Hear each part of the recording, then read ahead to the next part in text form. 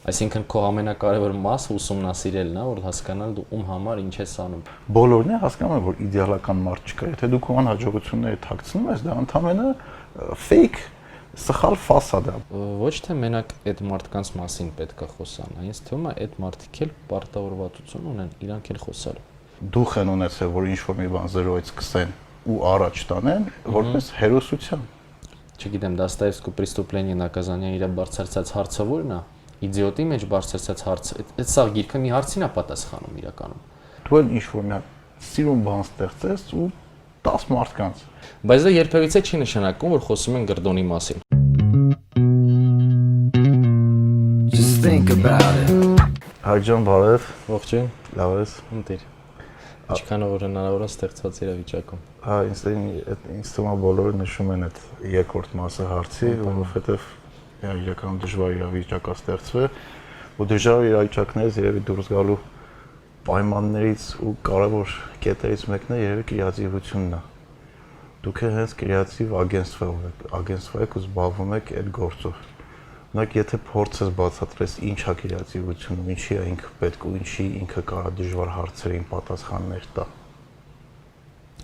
Նախ մերսի հրավերի համար։ Սիրով։ Իրականում կրեատիվության համար ու ստեղծագործ ոլորտի ու աշխարհի համար իսկապես դժվար շրջան է։ Որտեվ ստեղծել ինչ-որ մի նոր բան, երբ որ կողքիդ աշխարհը փլուզվում է, բավականին դժվար է։ Որովհետև միտեղ դու անկայունություն ես ձեռք բերում, երբ որ չգիտես ինչ է շուրջդ կատարվում եւ սկսում է ինչ-որ փլուզում կողքը տեղի ունենալ, ու դու ստիպված ես նոր բան ստեղծագործել։ Մենք այս շրջանում մեր ամբողջ գործունեությունը, որը կոմերցիոն եւ այլ սոցիալական հարցերին էր ուղղված, ոնց որ ուղեցինք այս դժվար թեմաների բարձրաձայնելու եւ այս թեմաների մասին խոսալու։ Խոսքը սկզբնական շրջանում խոսել ենք որոշակի մասով COVID-ի մասին, հետո սկսել ենք խոսել արդեն այդ պատերազմական իրադրության ընթացքում այդ սոցիալական ու ինֆորմացիոն պատերազմի շրջանակներում։ Բայց անդրադառնում հարցիդ ինչ է նշանակում, ինչ է կրեատիվությունը։ Փորձենք բերենք, այսպես ասած, շատ ավելի կենցաղային դաշտ։ Հիչի կինոն Will Smith-ի Հիչը տեսել ես։ Հա։ Այնտեղ շատ սիրուն կերպար է մարմնավորում Will Smith-ը, որը որ օգնում է բոլոր այն մարդկանց, ովքեր սիրարված են, բայց չեն կարողանում իրանց սերը հասցնել տեղ, չէ՞։ Ու ինքն հենց ընտրում այն մարդկանց, ովքեր անկեղծ սեր ունեն կնոջ նկատմամբ, բայց չեն կարողանում այդ սերը արտահայտեն եւ օգնում է, որպեսզի նրանք շատ ավելի գրավիչ դառնան այդ կանանց համար, բայց լավ մտադրության պարագայում, երբ որ տղամարդը լուրջ է մտադրված։ Հիմա գլոբալ ինչով է զբաղվում կրեատիվ ագենտստվան։ Ինքը օգնում է, որ կլիենտները, հաճախորդները կարողանան իրանց հաճախորդներին սիրո խոստովանություն անեն եւ փորձեն իրանց գրավել։ Այսինքն իրանք ասում են մենք գիտենք ով է մեր հաճախորդը եւ մեր հաճախորդին ուզում ենք այդ ես քեզ սիրում եմ մեսեջը հասցնենք։ Հիմա կրեատիվ ագենտստվան այդ ես քեզ սիրում եմ ընտրում է ձևաչափը ոնց է ինքը դա արտահայտելու, ընտրում է վայրը, ընտրում է միջոցը եւ ընտրում է այն ինչպես դա անել այդ ձևը։ Դա կրեատիվության ոլորտն է, կոմերցիոն ոլորտ։ Ну գլոբալ կրեատիվությունը պետք է լուծի հարց, այսինքն ինքը պետք է ունենա result։ Կրեատիվությունը շատ խափուսիկ sense մի բան ունի, որ վերջերս էլի մի զրույցերից ժամանակ ակնարկել եմ, ամենամեծ խնդրեմը ստեղծագործ մարդկանց, որ իրանք ուզում են ստեղծագործեն ավելի շատ ստեղծագործ մարդկանց համար իրան զարմացնելու նպատակով։ Ասպա լավ դիզայներները բան են անում, դիզայներների համար, որտեղ ուզում են ասեն նա ինչ թվում բան եմ արել։ Հա։ Որտեղ ինքը իր գնահատականը ստանում է այդ խմբից։ Կարելի է տենց ինքը ուզում է գնահատական ստանալ այդ խմբից, որովհետև իրականում իր էֆեկտիվությունը գնահատում է իր արած աշխատանքը։ Ում համար է իր արած աշխատանքը եղել, ինչ նպատակ ունեցել, կոպիտ բրիֆը ինչ է եղել, ինչ խնդիր դու պետք է լուծած լիներ եւ համապատականը լուծել ես այդ խնդիրը թե ոչ։ Որովհետեւ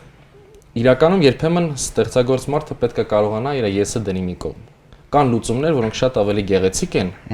շատ ավելի գրավիչ են եւ շատ ավելի ցանկալի են, քան այն լուծումը, որը տվյալ պարագայում պետք է։ ընդհանրապես։ Եվ ստեղծագործ մարդը պետք է կարողանա երբեմն իր եսը դնի մի կողմ, որպեսզի կարողանա խնդիրը լուծի։ Բայց դա երբևիցե չի նշանակում, որ խոսում են գրդոնի մասին։ Որովհետև այլ հարցը ստեղծագործ մարդկանց հետևելն է, որ եթե դու լուծում ես կոմերցիոն խնդիր, ապա դա նշանակում է, որ դու կոմերսանտությամբ ես զբաղվում եւ դու անում ես այն ինչ որ կլիենտն է ուզում, դու գրդոնում ես, դու անում ես վատ բան։ Չէ։ Apple-ի յուրաքանչյուր կոմունիկացիան կոմերցիոն նպատակ ունի։ Գրդոնա, չէ։ Բացարձակապես։ Ուղղակի անել շատ այտենց բոլոր սահմաններից դուրս երևույթ, դա ինքնանպատակ չի։ Դա ցանկալի է լինի պարտադիր էլեմենտ, բայց այդ սահմաններից դուրս լուծումը պետք է ունենա հստակ բիզնես օրիենտացիա, ինչի համար է դա արվում։ Ու հենց դա է իրան ավելի շատ արժեքավորում իրականում։ Հա, հասկանալի է։ Բայց ախր մյուս խնդիրն է նա, որ հաճախորդների չասեմ մեծամասնությունը, բայց շատ մեծ կտոր չի հասկանում ինչն է իր համար լավը։ Այսինքն այն ամեն ինչը երբ որ դու տալիս ես, ինքը ասում է, չէ, դա իմ ուզածը չի։ Օրինակ ես դասախոս ունեի, որը McCain Erickson-ի կրեատիվնի դիրեկտորն է եղել Մեքսիկայում։ Ինքը ասում է, մենք մի հատ մեծ հաճախորդից հրաժարվեցինք այն պատճառով, որովհետև երբ որ իրան գովազդը մենք ցույց էինք տալիս, իր հետ միշտ իր աղջիկն էր փոքր, աղջկան հարցնում էր լավն է թե վատն է, ու ըստ դրա որոշում էր կայացնում, ասում է, այդ մեր համար վիրավորական էր։ Հա, օքեյ, իր աղջիկը հավանեց, չհավանեց, բայց այդ աշխատանքը իր աղջիկը չպետք է գնահատի։ Ու որպես մասնագետ իրենց համար վիրավորական է ու շատ անգամ լավ իդեաները հենց կլիենտներն են սպանում, որովհետև վատ բառադառը դուխ չեն ունենում, որ բան անեն։ Այդ կամփեյնը ուղարկեն, չգիտեմ, կոմունիկացիան լայն մասաներին, որովհետև վախենում են, որ արդյունքը չի կարող լինի այն, ինչ որ իրանք կանխատեսում են, դրա համար մնում են նեյտրալ կամ ավելի կոնսերվատիվ։ Իսկ կրեատիվությունը ոնց հասկանում եմ ինքը սիրում է որոշ չափով ազատություն։ Իրականում այդ էլ շատ երկար դիսկուրսների հարց է, թե ինչքանով պետք է ազատ լինի ստեղծագործ մարդ։ Ну, ստեղծագործ մարդը սկսում է աշխատել, երբ ունի բրիֆ, անկախ դրանից, դա ճարտարապետ է, դա copywriter-ը կամ art director-ը, այսինքն երբ ինքը ունի առաջադրանք հստակ։ Ինչքան առաջադրանքը նեղ է, այդքան ավելի ազատ է ստեղծագործ մարդը։ Որովհետև եթե բրիֆում կլիենտը նշել է ոնց որ հիմնական կլիենտները կարծում են, որ շատ ավելի գրավիչ կլիենտ են դառնում, երբ ստեղծագործ մարդուն ասում են, դե մենք քեզ ազատություն ենք տալի, ինչ ուզում ես արա, դրանք կարծում են, որ դա շատ ավելի իրանց լավ կլիենտ է դարձնում, բայց իրականում այդ արտահայտության մեջ բացակայում է չափման միավոր։ Իմ ազատությունը ու քո ազատությունը ու այլ կլիենտի ազատությունը շատ տարբեր երևույթներ կարան լինեն իրարից, բացարձակապես կապ չունեցող։ Այսինքն, եթե դու տալիս ես ինձ հնարավորություն ամեն ինչի մասին մտածելու, օքեյ, այդ պարագայում ես ոնց եմ այն միտքը, որը քեզ ներկայացնելու, ոնց եմ չափելու։ То есть որն են իմ չեքլիստը, որոնք են այն մետրիկաները, որ ես որոշելու եմ այս միտքը ծառայում է իր նպատակին, թե չէ, ուղղված է թիրախային խմբին, թե չէ։ Ենթադրենք բոլոր այն մեդիա պլատֆորմաների համար, որում դու նախատեսում ես քո գովազդը հեռարձակել, կարա ընդհանրացվի բոլոր այդ պլատֆորմաները, թե դա մենակ վիդեո ֆորմատ է, թե ոչ։ Հիմա իրականում առաջի հարցին անդրադառնամ, որ ամենակարևորն է, եթե կլիենտը չի հասկանում։ Ավելին ասեմ, դա օքեյ է, կլիենտը մեծամասնության դեպքերում պետք է չհասկանա։ Անկամ եթե ինքը շատ ձեռնին գիտի, ու անգամ եթե թվում է իրան, որ ինքը հասկանում է։ Բայց շատ անգամ հենց թվում է, որ իրենց հասկանում է։ Ես այդ միշտ հաշվապահության օրինակն եմ բերում։ Հաշվապահին դու չես պատմում ոնց ինքը հաշվապահություն ունի։ Այո։ Բայց քեզ թվում է, որ դու կրեատիվ ագենստվային կամ մարքետոլոգին կարաս պատմես ինքը ինչ անա, որովհետև դու երկու հատ տերմին գիտես կամ չգիտեմ 5 հատ գովազդ ես նայել։ Բացի ծերմերից էդ էլ ենք խորացել խիա տենց, խի բոլորը լավ շատ հարցից բարձրացնում, խի դու չես ուզում հաշվապահության գործի մեջ խորանաս, բայց պարտադիր ուզում ես նկարանման հրապարակում ներկա լինես եւ ուզես ինչ որոշում կայացնես։ Մեր խորացմամբ, որովհետեւ շատ-շատերի համար դա երազանքի գործ է։ Շատերին թվում է, որ իրական կրեատիվ ագենստան ինչով է զբաղված։ Հա սիգարով նստած են, սաղոր տենց թույն մոդելներ են գալիս կաստինգի ու մենք մեջից ընտրում ենք, այդ է մեր գործի բնույթը։ Մեդմենի նման։ Հա, մեդմենի բանն են պատկերացնում, բայց իրականում ինքը շատ լուրջ կենցաղ եւ ռուտինա ունեցող գործ է, որը որ արտակնապես շատ ավելի հեշտ, շատ ավելի գրավիչ, շատ ավելի տենց սահուն է երևում, քան ինքը կա իրականում։ Կրեատիվ ագենստվան ստեղծում է ինչ որ նյութ ոչինչից, չունենալով ոչինչ, մտնում է դատարկ սենյակ եւ այդ դատարկ սենյակից ինչ որ քանակ ժամ կամ օր հետո դուրս է գալիս ինչ որ մի նյութով, որը վերածում է կոմունիկացիայի, որը պետք է ազդեցություն ունենա մարդկանց պայելաձևի վրա։ Այդ շատ դժվար process է, որը որ պահանջում է ֆանտաստիկ ինքնա քննադատության էլեմենտ, որտեվ եթե դու քեզ չհասցրեցիր քլնգես, քեզ են քլնգելու։ Հա, Այսինքն դու պետք է այնքան շերտ քլնգոցի կապես քո գործի վրա, որ հասկանաս լավ որտեղից է ինքը խոցելի։ Այնքան դու ստուգես իրան, այնքան մարսես քնես արտնանաս։ Ու այդ ամեն ինչը պետք է անես սահմանափակ ժամանակում։ Ինքը ստրեսային աշխատանք է, բավականին ստրեսային է ու ցավոք չկան այդ Excel-ի աղյուսակները, որոնք որ քեզ կօգնեն, որպեսզի դու հեշտ գործդ արագ դասավորես, ցավոք։ Բայց շատ գրավիչ արտակնապես եւ մարդկանց թվում է, որ դա կայֆ գործ է։ Իրականում կայֆ գործ է, ֆանտաստիկ գործ է, բայց շատ ավելի դժվար, շատ ավելի խորքային մոտեցում պահանջող աշխատանք է իրականում, քան շատ կլիենտերին թվում է։ Ու սենց արտահայտություն կա, չէ՞, դե լավ մի հատ լոգո են նկարել, նա լոգո էլի ես է կարայի նկարեի կամ լավ այս սցենարի համար էսքան։ Հա, մեր հարևանի տղեն էլ է լավ paint-ով նկարում լոգոյի մոտարապես։ Այն մեր հարևանի վաղուլիկին ասենք ինքն է կարարան։ Մոտարապես է տենց է իրականում։ Հետո շատ ֆրիլանսերներ կան, որոնք որ առաջարկում են մակերեսային լուծումներ։ Կան շատ ֆրիլանսերներ, որ ոչ, բայց քանի որ կան մարդիկ, ովքեր ասում են, դե գիտես, մենք այս շատ ցածր թվով քեզ լոգո կնկարենք, դա նշանակում է, որ կլիենտի աչքում ինքը ունի ալտերնատիվա։ Իրականում ագենստվայի աշխատանքը եւ անհատի աշխատանքը կտրուկ տարբերվում է իրարից։ Ինչով։ Նույն ես պատասխանը գիտեմ։ Նախ ընդեր թիմ կա, ոնց ցիկլ կա, որոշակի լսողներն է իմանան։ Օրինակ, եկեք բրենդինգը քննարկենք։ Բրենդինգի մասին պատկերացում մեր հաճախորդը 99%-ի կամ 90%-ի զգալի մեծամասնության այնա, որ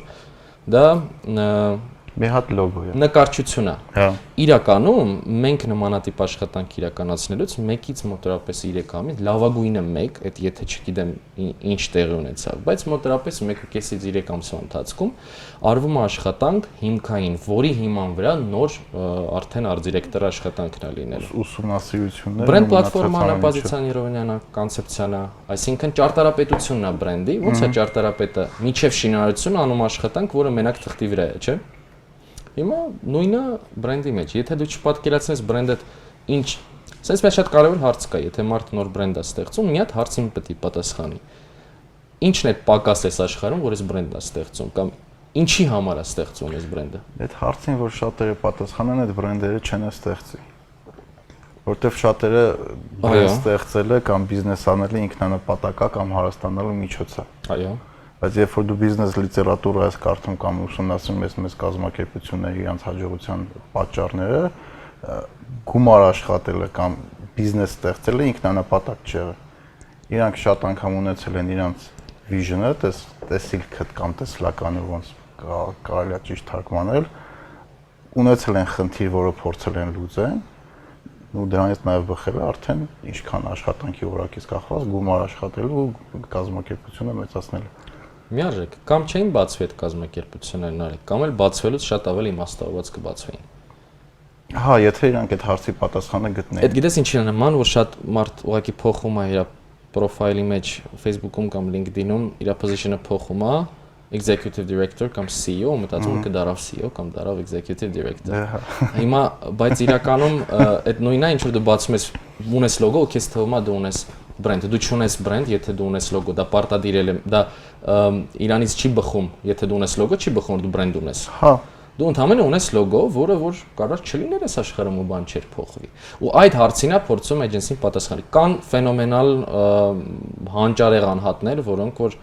միգուցե կարան ցիկլի մեծամասնությունը ծածկեն,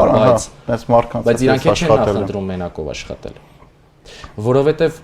այդ ինքնակնդատությունը, որը ես ասում եմ, ինքը պետքա լինի ոչ թե մենակ ինքդ քո նկատմամբ, այդ համատարած քլնգոցը պետք է սենյակում լինի բոլորից բոլորի նկատմամբ, հակառակ դեպքում չի ստացվելու այդ աշխատանքը։ Բայց տենց միջավայրում աշխատելը շատերի համար իրական շատ դժվար է։ Իհարկե։ Օրինակ մենք մեր staff-ի հետ խնդիրներ ունեցել ենք, որովհետև ամեն մարդ չի պատրաստ ընդունի այն փաստը, որ իր արած գործը, օրինակ ես կարամ ասեմ, էսի վատն է։ Իհարկե։ Էսի բանի պիտանի չի։ Էս բանի պիտանի չի։ Ու շատերի համար դա շատ դժվար է։ Բայց օրինակ եթե օրինակ Apple-ի օրինակը բերեցիր, Apple-ի օրինակով եթե նայենք, ինքը մի հատ հիասքանչ գովազդ ուներ, այն նայենք էլի։ Давай։ Դրա մեջ մի հատ այնց հետաքրքիր արտահայտություն կա, ինքը ասում է for every yes there are 1000 no's, այսինքն ամեն այոին 1000 հատ չենք ասում։ Ու եթե մենք պատրաստ չենք այդ ոչը լսենք, որ չէ, այս լավ չի, պետքա ավելի լավ լինի, մենք չենք կարող մեր աշխատանքի որակը բարձրացնենք ու ինձ թվում է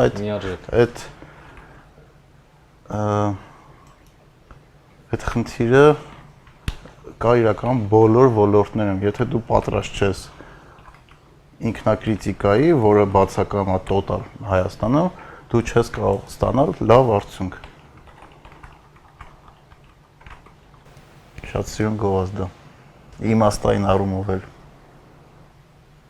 Այս սպիչի վրա է կառուցած, այո։ Steve Jobs-ի։ Steve Jobs-ի հա այդ սպիչից ինչ որ կտորներ ստեղ կա։ Կետերի միացման։ Հա։ Դե այդ սպիչի մեջ ինքը ինչ ասում, ասում է դու մենակ ապագայում կարող ստենաս կետերը ոնց են միան։ Այդ իր կալիգրաֆիա օրինակը որ բերում շատ սիրուն է։ Ասում է եթե ես այդ ինստիտուտից դուրս չմնայի, չգնայի կալիգրաֆիայի դասերի, կարող է ստորվա համակարգիչները չունենան այդ սիրուն ֆոնտերը ու հետաքրքիր է այդ ամենը ոնց է գտնում էլի։ Սա նայենք։ Давай։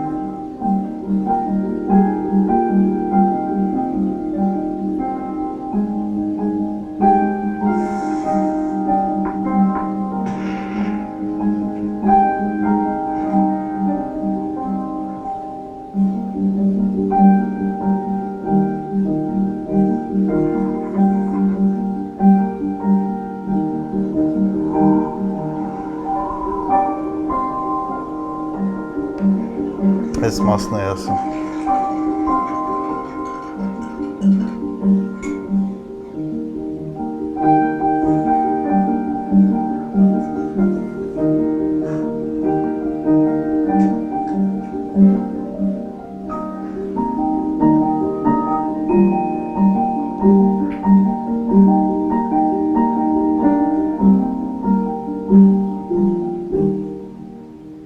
Ֆանտաստիկ գործ։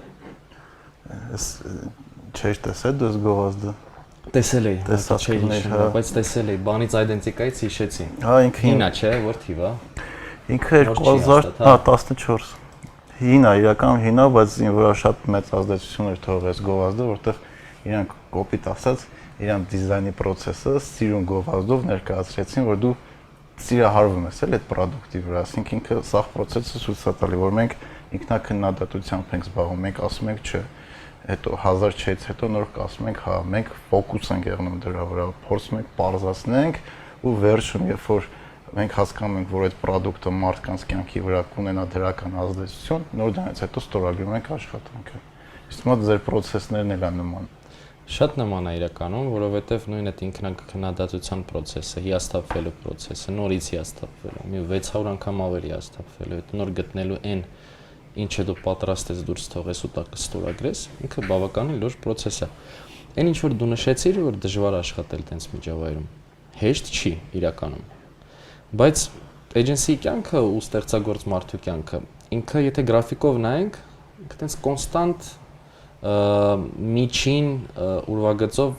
ցլացող գրաֆիկ չի։ Դա պիկերի վրա գրաֆիկ է։ Դու շատ հիասթափություններ ես ունենում, մեկը խփում է օդ քո excitement-ը, հետո դու նորից իջնում ես ներքև։ Այսինքն դու ապրում ես ամենապիկերում, կայֆդ բռնում ես այդտեղ, երբ որ դու մի հատ product ես launch-անում կամ brand ես ստեղծում, այդտեղ մարմին փշակաղվում է, դու այդ էйֆորիան ապրում ես, հետո վերադառնում ես կենցաղ, սկսում ես նոր բան անել ու սկսում ես կոպիտ են մեկը ասել էր, ասում է, հենց ասում է, ես ինձ զգում եմ շատ այտենց մեծագույն մարդ, գնում եմ աման լվալու։ Հետո դրանից հետո գնում ես աման լվանալու։ Դու սաման լվանալու, հետո միջև մի քանի անգամ հիաստապես, հետո որ սпасես հաջորդ պիկը երբ է։ Հա։ Ես սաղ հոգեբանությունը ստեղծագործ մարդու դա է։ Ու դու պետքա շատ ստրեսաուստոյչիվի լինես, որպեսզի դա անես։ Բայց միած sense կարևոր բան կա, մենք ազգային էլ տենց առանձնահատկություն ունենք շատ վատ։ Մենք պատրաստ չենք քննադատությանը։ Ու ինչքան որ մենք թմով երբ որ դա վերլուծել ենք, հասկացել ենք դրա պատճառը որն է։ Արի շոու բիզնեսի վրա բերենք օրինակ։ Այ։ Մի հատ երգահան կլիպ է նկարահանում։ Ենթադրենք այդ կլիպը ոչ մի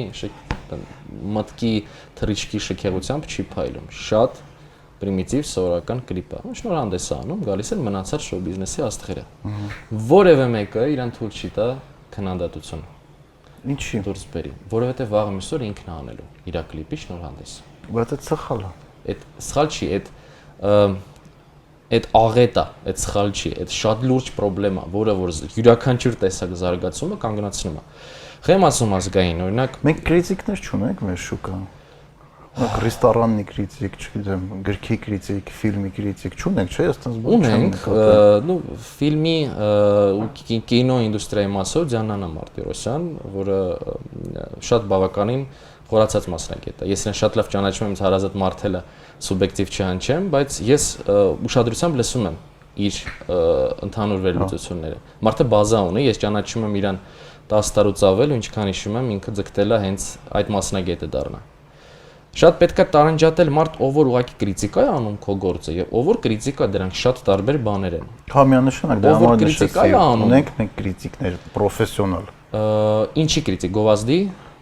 ֆիլմի, գովազդի, գրքի, ֆիլմի ասեցի ռեստորանային իմ ասած մարդու ասի լավ ռեստորատորներ միանշանակ ունենք, որոնք որ շատ հաջողված բիզնեսներ ունեն, դրանով իսկ իրանց կարծիքը շատ կարեւոր է։ Ինչը վերաբերվում է քննադատությանը նույն այդ քննադատությունը կառուցելու համար դու պետք է շատ լուրջ բազա ունենաս, то есть դու պետք է насмотренность ունենաս։ Ինչով է տարբերվում քո վերջնական սպառողի ֆիդբեքը, երբ որ դու իր համար աշխատանք ես անում։ Դու պատկերացնենք մեծելկոյի համար դու աշխատանք ես իրականացրել, շուկան 150,000 պոտենցիալ բաժանորդ է,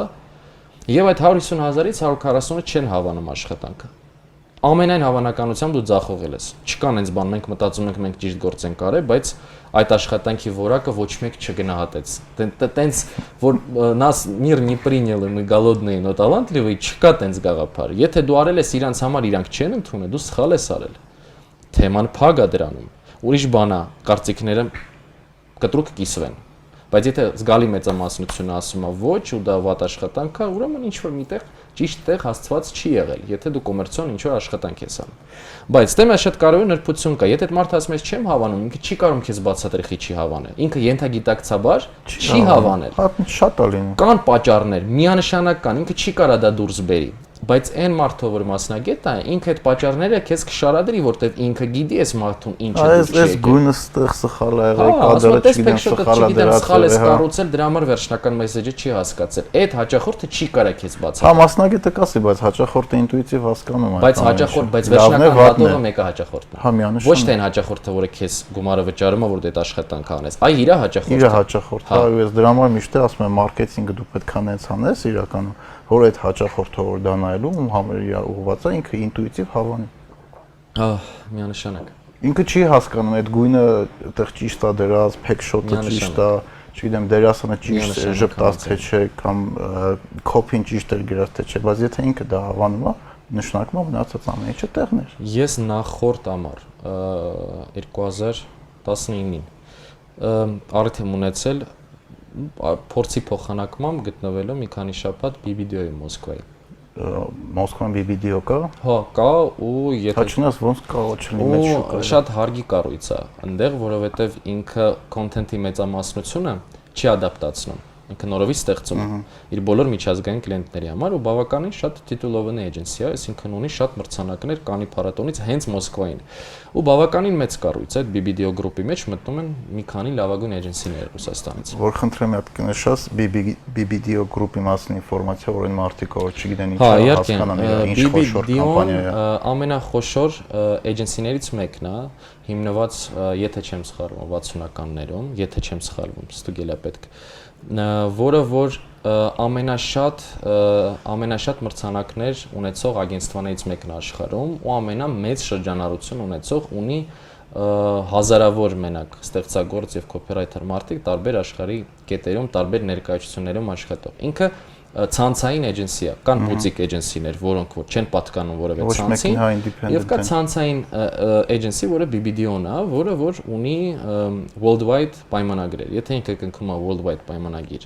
օրինակ իր կլիենտներից մեկի հետ, ապա այդ պարագայում բոլոր իր ներկայացուցիչները այդ ռեգիոնում հիմնականում բոլորը աշխատում են նույն ձև այդ հաճախորդի հետ։ Big Four-ի նման է կառուցվածքը։ Շատ լուրջ կառույց է, նույն Մոսկվայի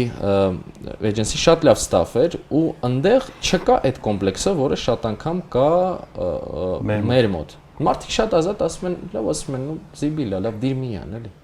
Իհարկե մարդը նեղվում է իր մեջ, բայց մենք փորձում ենք այս հետեւյալ միտքը կառուցենք, որ դու ու քո արտահայտած միտքը, դրանք տարբեր երևույթներ են։ Մենք շատ անձնական ենք։ Եթե դու վատ միտք ես ասել, դա չի նշանակում դու վատն ես կամ դու վատ ձև մտածում ես, որովհետև յուրաքանչյուր մարդ արտահայտում է իր օրվա ընթացքում բազմաթիվ անիմաստ առհասարակ գոյություն չունենալու որևէ իրավունք չունեցող մտքեր ու դա նորմալ է, դա օքեյ է։ Մանավանդ երբ քո գործը միտք ստեղծելն է, մտածելն է, այդ նշանակում է ինչքան դու պետք է բրնձես մինչև հասնես ճիշտ ինչ որ գաղափարի։ Ու ես համարում եմ, որ մեր էջենսիում ամենամեծ հաջողություններից մեկը դա բաց դիալոգն է, որը որ մենք կարողանում ենք կառուցենք մեր միջև։ Իսկ ո՞նց եք դուք դրան հասել։ Շատ դժվար, ինչ որ մի շրջանում գիտես մտածում ենք, որ երբ դու ներգրավում ես տաղանդավոր անձնավորություն, դա արդեն պլյուս է։ Հետո մենք հասկացանք, որ ընդհանրապես տաղանդավոր անձնավորությունը ինքը որևէ տեսքով պլյուս չի, անգամ հələ շատ մեծ առումով մինուս կարա լինի։ Եթե մեկ ինքը չի հասկանում ինչ տաղանդի տերը, եւ երկուս ինքը չունի աշխատասիրություն եւ ձգտում, որ այդ տաղանդը հասցնի տեղ։ Վերջնական արդյունքի ու կարող նաեւ թիմի մեջ չկարողանա աշխատել։ Մենք այդ խնդիրներ ենք ունեցել։ Միարժեք։ Ու մենք ներգրավում ենք սկզբից շատ տենց անունով լավ մասնագետները, բայց դու մենք հասկանում ենք, որ այդ մարդկանց ձգտումը ու մեր ձգտումը կտրուկ կապ չունի իրար, հետո ինչ որ ինքը տաղանդավոր է։ Այդ մարդը չի ուզում անգամ 1%-ին հասնի, ինչին դու որտեվ ինքը համարում է, որ իր կյանքում սա օքեյ է, ու ավելին ասեմ, կարող ինքը ճիշտ է։ Կարող է, շատ հնարավոր է, որ այսինքն մեղադրելու մոդել չի բացարձակապես։ Օքեյ, եթե քեզ տենց լավ է, մեզ տենց լավ չի։ Որովհետև մենք ունեցել ենք նպատակ ունենալու, չգիտեմ, SSS մրցանակները, ունենալու SSS աշխատանքներ, քրտնաջան, շատ ծանր ճանապարհ է դրան հասնելու։ Մարդը ասում է, ինձ դա պետք չի, ինչ ես ուզում ինձ։ Ես չեմ ուզում, չգիտեմ, ունա կանի ունենամ, ինձ դա Հա, պետք չի։ ու մեծամասնության դեպքերում, կստացի, խի չի ուզում ունենա, վախում է փորձի, որտեղ վախենալու է փորձել։ Որտեղ վախում է ֆեյլերներով։ Իհարկե, որտեղ դրա հավանականությունը ավելի մեծ է, իհարկե։ Վախում է, որ չի ստացվում, ու ավելին ասեմ, ամենավատ տոքսիկ ժողովուրդը, որը որ կա, թունավորը։ հա,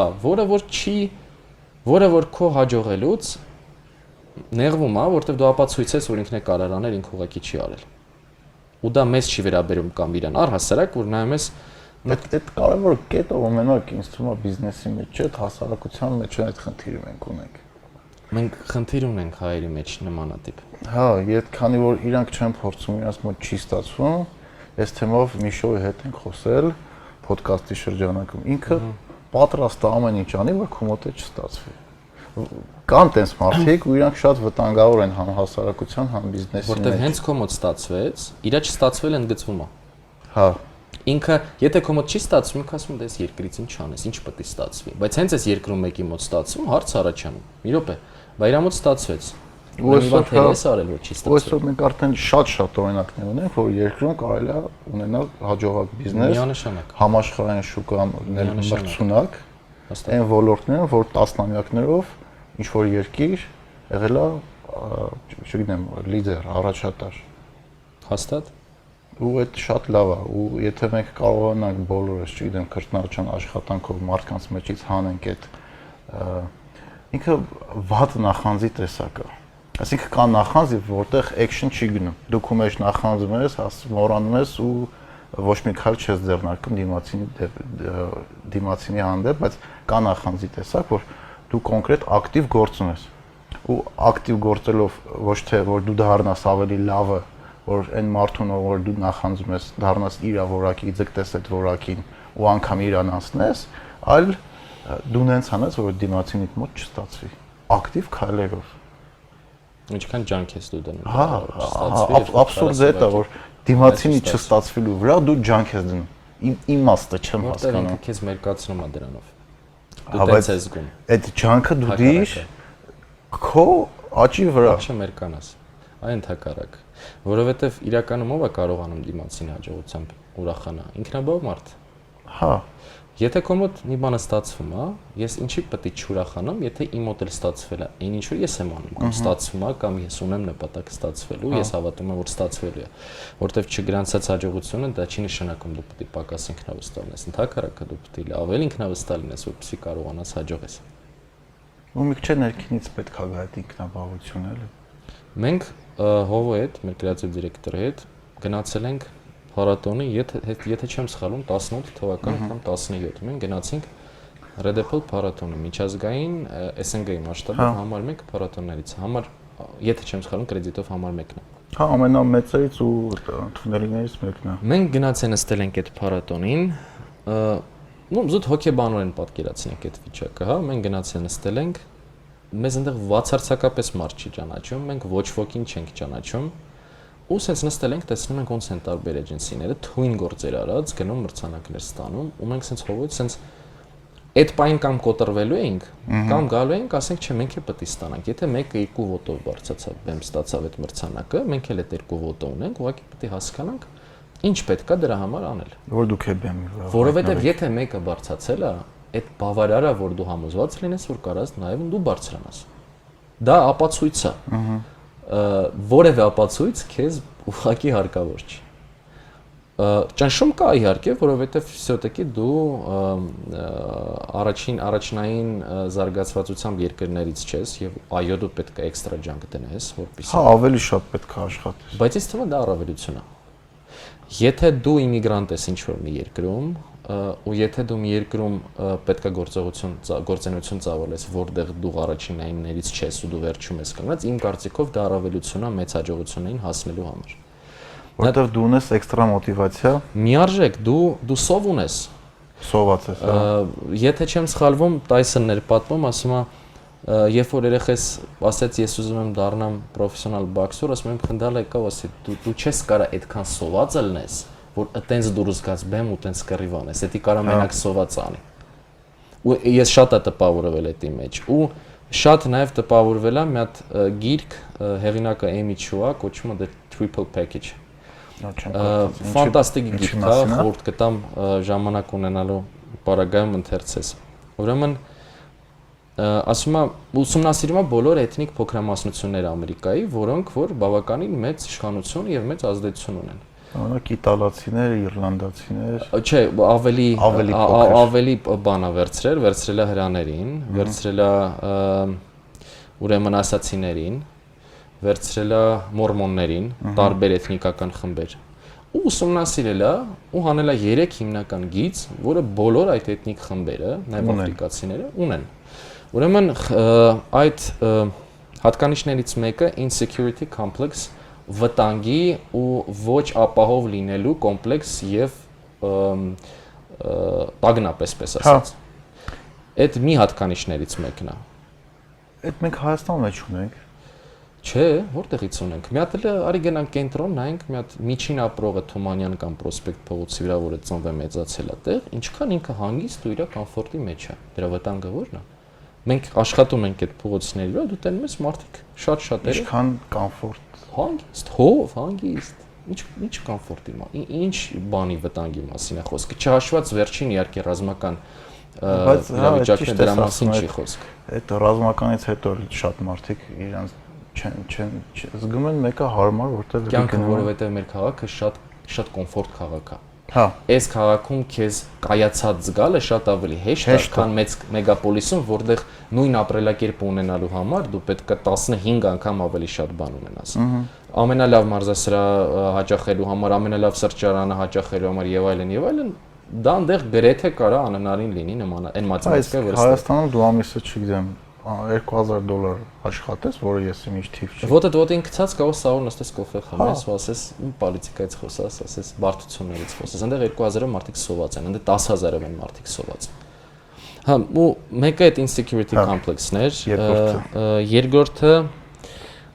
extra mile գնալու հատկանիշն է։ Մի ավել քայլ անելու։ Հա, ասում եմ, եթե դուք ուշադրություն դարձնեք, ասում եմ, բոլոր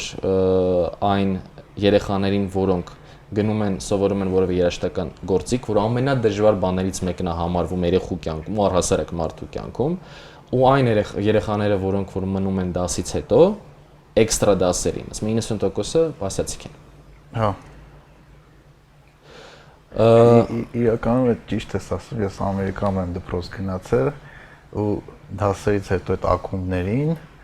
չգիտեմ, ռոբոտիկսիկլներ կամ օրկեստրակրներ, ասիացիները ամենաշատն էին մնում դասից հետո։ Այդ ես էլ էի նկատել։ Օրինակ, որ ասում եմ, պատճառներից մեկը բանն էր, հա, այդ իմիգրատի սիմպտոմներ, որ իր ընտանիքը շատ ավելի պահանջկոտ էր իր հանդեպ, ու ինքն էր իր հանդեպ պահանջկոտ, որովհետև ինքը այն կոմֆորտում չի ծնվել, որ ծնվել են մնացած իր համադասարանցիները։ Դրա ամենասենց թարս վիճակը այն է, որ դա առաջի սերունդը իմիգրանտներն են։ Հա։ Երկրորդ, երրորդ սերունդը այդ վտանգի տագնապը չունի, ինքը ամերիկացի է, որը իր տեղը ունի, որը դիլ զբաղացնելու որևէ խնդիր չունի, ու իր կյանքում գրեթե սա օքեյ է, լավ է։ Հա, իրականում եթե Forbes-ի այդպես ուսումնասիրություն եկար, Forbes 100-ի կամպանիաների 40%-ը կամ առաջի սերնդի իմիգրանտ էին կամ երկրորդ սերնդի։ Դաժե մի հետազոտությամբ այդ 500 Fortune 500 ամենախոշոր կազմակերպությունների ղեկավարները 52% աղքատ ընտանիքներից են եղել, որովհետև դու պետք է շատ սոված լինես, որ դու ուզենաս շատ կուշտ լինես։ Հա, այդ մոտիվացիան որ քո մեջ լինի։ Շատ լավ օրինակ բերեց հրաների վերաբերյալ, շատ դուրս եկավ, ասեց ընդունված է մտածել, որ հրաները ձեռքից պինդ են, քծիբ են, հա, ասենք փող չեն սիրում ծախսել։ Ասում եմ, մտեք եկեք այս հարցին ուրիշ ձև նայենք։ Շատ է տպավորում մոտես։ Ասում եմ, ինչի հրան շատ ավելի շատ է փողը գնահատում, քան ոչ հրան տվյալ բարակայում։ Ասում եմ, որտեվ ասում են հոլոկոստի ժամանակ ինքը փողով իր աղբոր տղուն է առել։ Հա, ասում եմ փրկել այդ փողով։ Ինքը հասկացել է, որ փողը իր համար առաջնային է։ Իր community փրկության գործիք է։ Ասում եմ, այսինքն են քծիպ չեն, ուղղակի իրանք մի քիչ այլ բան է իրանց դենկայում նստած։ Նպատակը փողի օգտագործման ու իրանք գիտեն ոնց կարող վաղը միսօր այդ փողը պետք է։ Ու այդ զգացողությունն է, որը որ իմ կարծիքով այդ կոմունային տալիս է ուժ ու հզորություն։ Բայց հետաքրքիր է, որ հрьяաների մոտ այդ ամեն ինչ մնացել է, բայց մեր մոտ չի պահպանվել, որովհետև պատմության մեջ մենք ունենք իր շատ նման էպիզոդներ։ Շատ։ Հա, բայց այդ էպիզոդներին տարբեր բարձրականքով վերաբերմունք ունենք, բայց ինձ թվում է այդ առանձին 3 ոդկաստ է ուզելու այս թեման։ Ու երրորդ կետը, որը շատ կարևոր կետ է, մոռացա նշեմ, այդ triple package-ից, դա superiority կոմպլեքսն է լավ իմաստով, այսինքն այդ ընտանիքներում բոլորը երեխաներին ասում են, որ դու յուրահատուկ ես։ Այդ իմիգրանտների կամ այդ փոքր community-ների իրան բոլորը երեխեքին ասում են, որ դու յուրահատուկ ես, որ մնացածից հա դու իմացի հաստատ միջինից բարձր չես միայն, այլ դու ամենա լավերից մեկն ես աշխարհում ու դրա համար դա ապացուցելու համար դու պետք է շատ աշխատես։ Մեր մոդել են այդ նույն բանը ասում, ինձ թվում է Հայաստանում, որ մենք ամենալավն ենք, մենք հպարտ ենք, այդ հպարտ բառից ես տանել չեմ կարող էլի, բայց մեր մոտ այդ էֆեկտը չի գալիս։ Որովհետև կան ընտանիքներ մեկա միջորես, որ տղան կարա լինի 25-30 տարեկան, բայց միևնույն է ինքնուրույն չլինի, որտեվ ինքը հավատացել է, որ ուրիշ ձև անկալ ինֆորմացիա կամ ուրիշ ձև են հասցրել։ Այսինքն մենք սխալ լավն ես, որ քո շուրջը սաղ կդասավորվի, իրանք ասում են դու այդքան լավն ես, որ դու կարաս քո շուրջը դասավորես այն միջավայրը, որը որ դու կուզես ու որին դու արժանի ես։ Հա, այսինքն իրանք ասում են դու ամենալավն ես, բայց պետքա կարողանաս մաքսիմում էներգիա ու ժամանակ ծախսես, որ դու դա կարողանաս իրականություն սարքես։ Մենք ասում ենք դու ամենալավն ես ու դրանով սահմանափակվում ենք։ Ու այդ այդ տարբերությունը wishful thinking-ն է դրանից հետո գալի։ Կարծում եմ Wishful thinking ոնց հայերեն կասենք։ Ցանկալին իրականության տեղ ընդունելու սինդրոմը, որը մեզ խանգարում է այդ իրականությունը հասկանանք, ճիշտ ընկալենք ու սպասում ենք, որ ինչ-որ մի օր շատ լավ է տենց էլ արվելու։ կդասավորի։ Աստված մեծ է, տենց էլ կլինի։ Աստված էլի մեծ է ու էլի լավ կլինի, բայց այստեղ հիշում եմ Tiger Woods-ի ֆենոմենալ մի արտահայտություն, ասում է, «Ենեք ասում եմ նկատել եմ, որ ինչքան հաճախ եմ ես պարապում, մարզվում, այսինքն շատ է բախտս բերում»։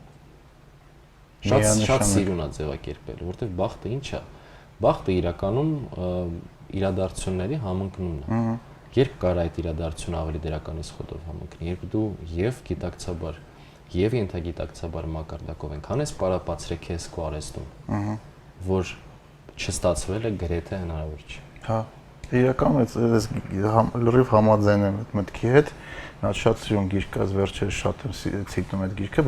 անունը Good to Great, լավից լավագույնի երևի։ Շատ լավ գիրք է։ Հա, այդ գրքի մեջ էլ է ինքը այդ իդեայի մասին խոսում, որ Jim Collins։ Հա, ճիշտ եմ հիշում։ Tim Collins, դրանից առաջ բանն էր իր մոտ, որն ոնց է գրքի անունը։ Հա, այդ երկրորդ գիրքն էր, չէ՞, առաջինը։ Կապույտ ավելոշկով գիրք էր, գիրքը հիշում եմ, բայց անունը չեմ կարող հիշել։ Այդ գրքի մեջ ինչ էր ասում, բոլորի բախտն ինչ-որ մի կետում բերում է։ Բայց հարցը այդ բախտը դու ոնց կօգտագործես։ Ինչքան դու պատրաստված ես, այնքան այդ բախտը կարող է լավ արդյունքի բերի։ Դրա համար Tiger Woods-ը, որ ես ասում եմ, ինչքան ես շատ եմ պարապում, այնքան իմ բախտը բերում է, ճիշտ է։ Այդ Աստծո մասին խոսք գնաց, Աստվածաշնչի մեջ էլ այդ գաղափարը քննարկվում։ Կայինի ու Աբելի պատմությունը Աստվածում էր տալի, նրան էր տալի, որ առավոտից գիշեր աշխատում էր ու ինքը արդյունք էր հասնում։ Այն աղբերը, որ թամբալ էր, ոչ մի բան չէր անում, աղբորը նախանձում էր ու վերջում սպանեց։ Այսինքն այդ անգամ գրքի մեջ պատմությունների ձևով ինքը քեզ փորձում է սովորեցնի, որ տալիս է այդ մարդուն, ով որ փորձում այդ վերցնի, ինչ որ բան դրա համար անում է։ Էլի արտահայտություն, ստիխի թիվը չեմ հիշում, բայց ասում եմ, այն ով որ ունի ավելի շատ կստանա, այն ով որ չունի վերջինն է կվերցրվի։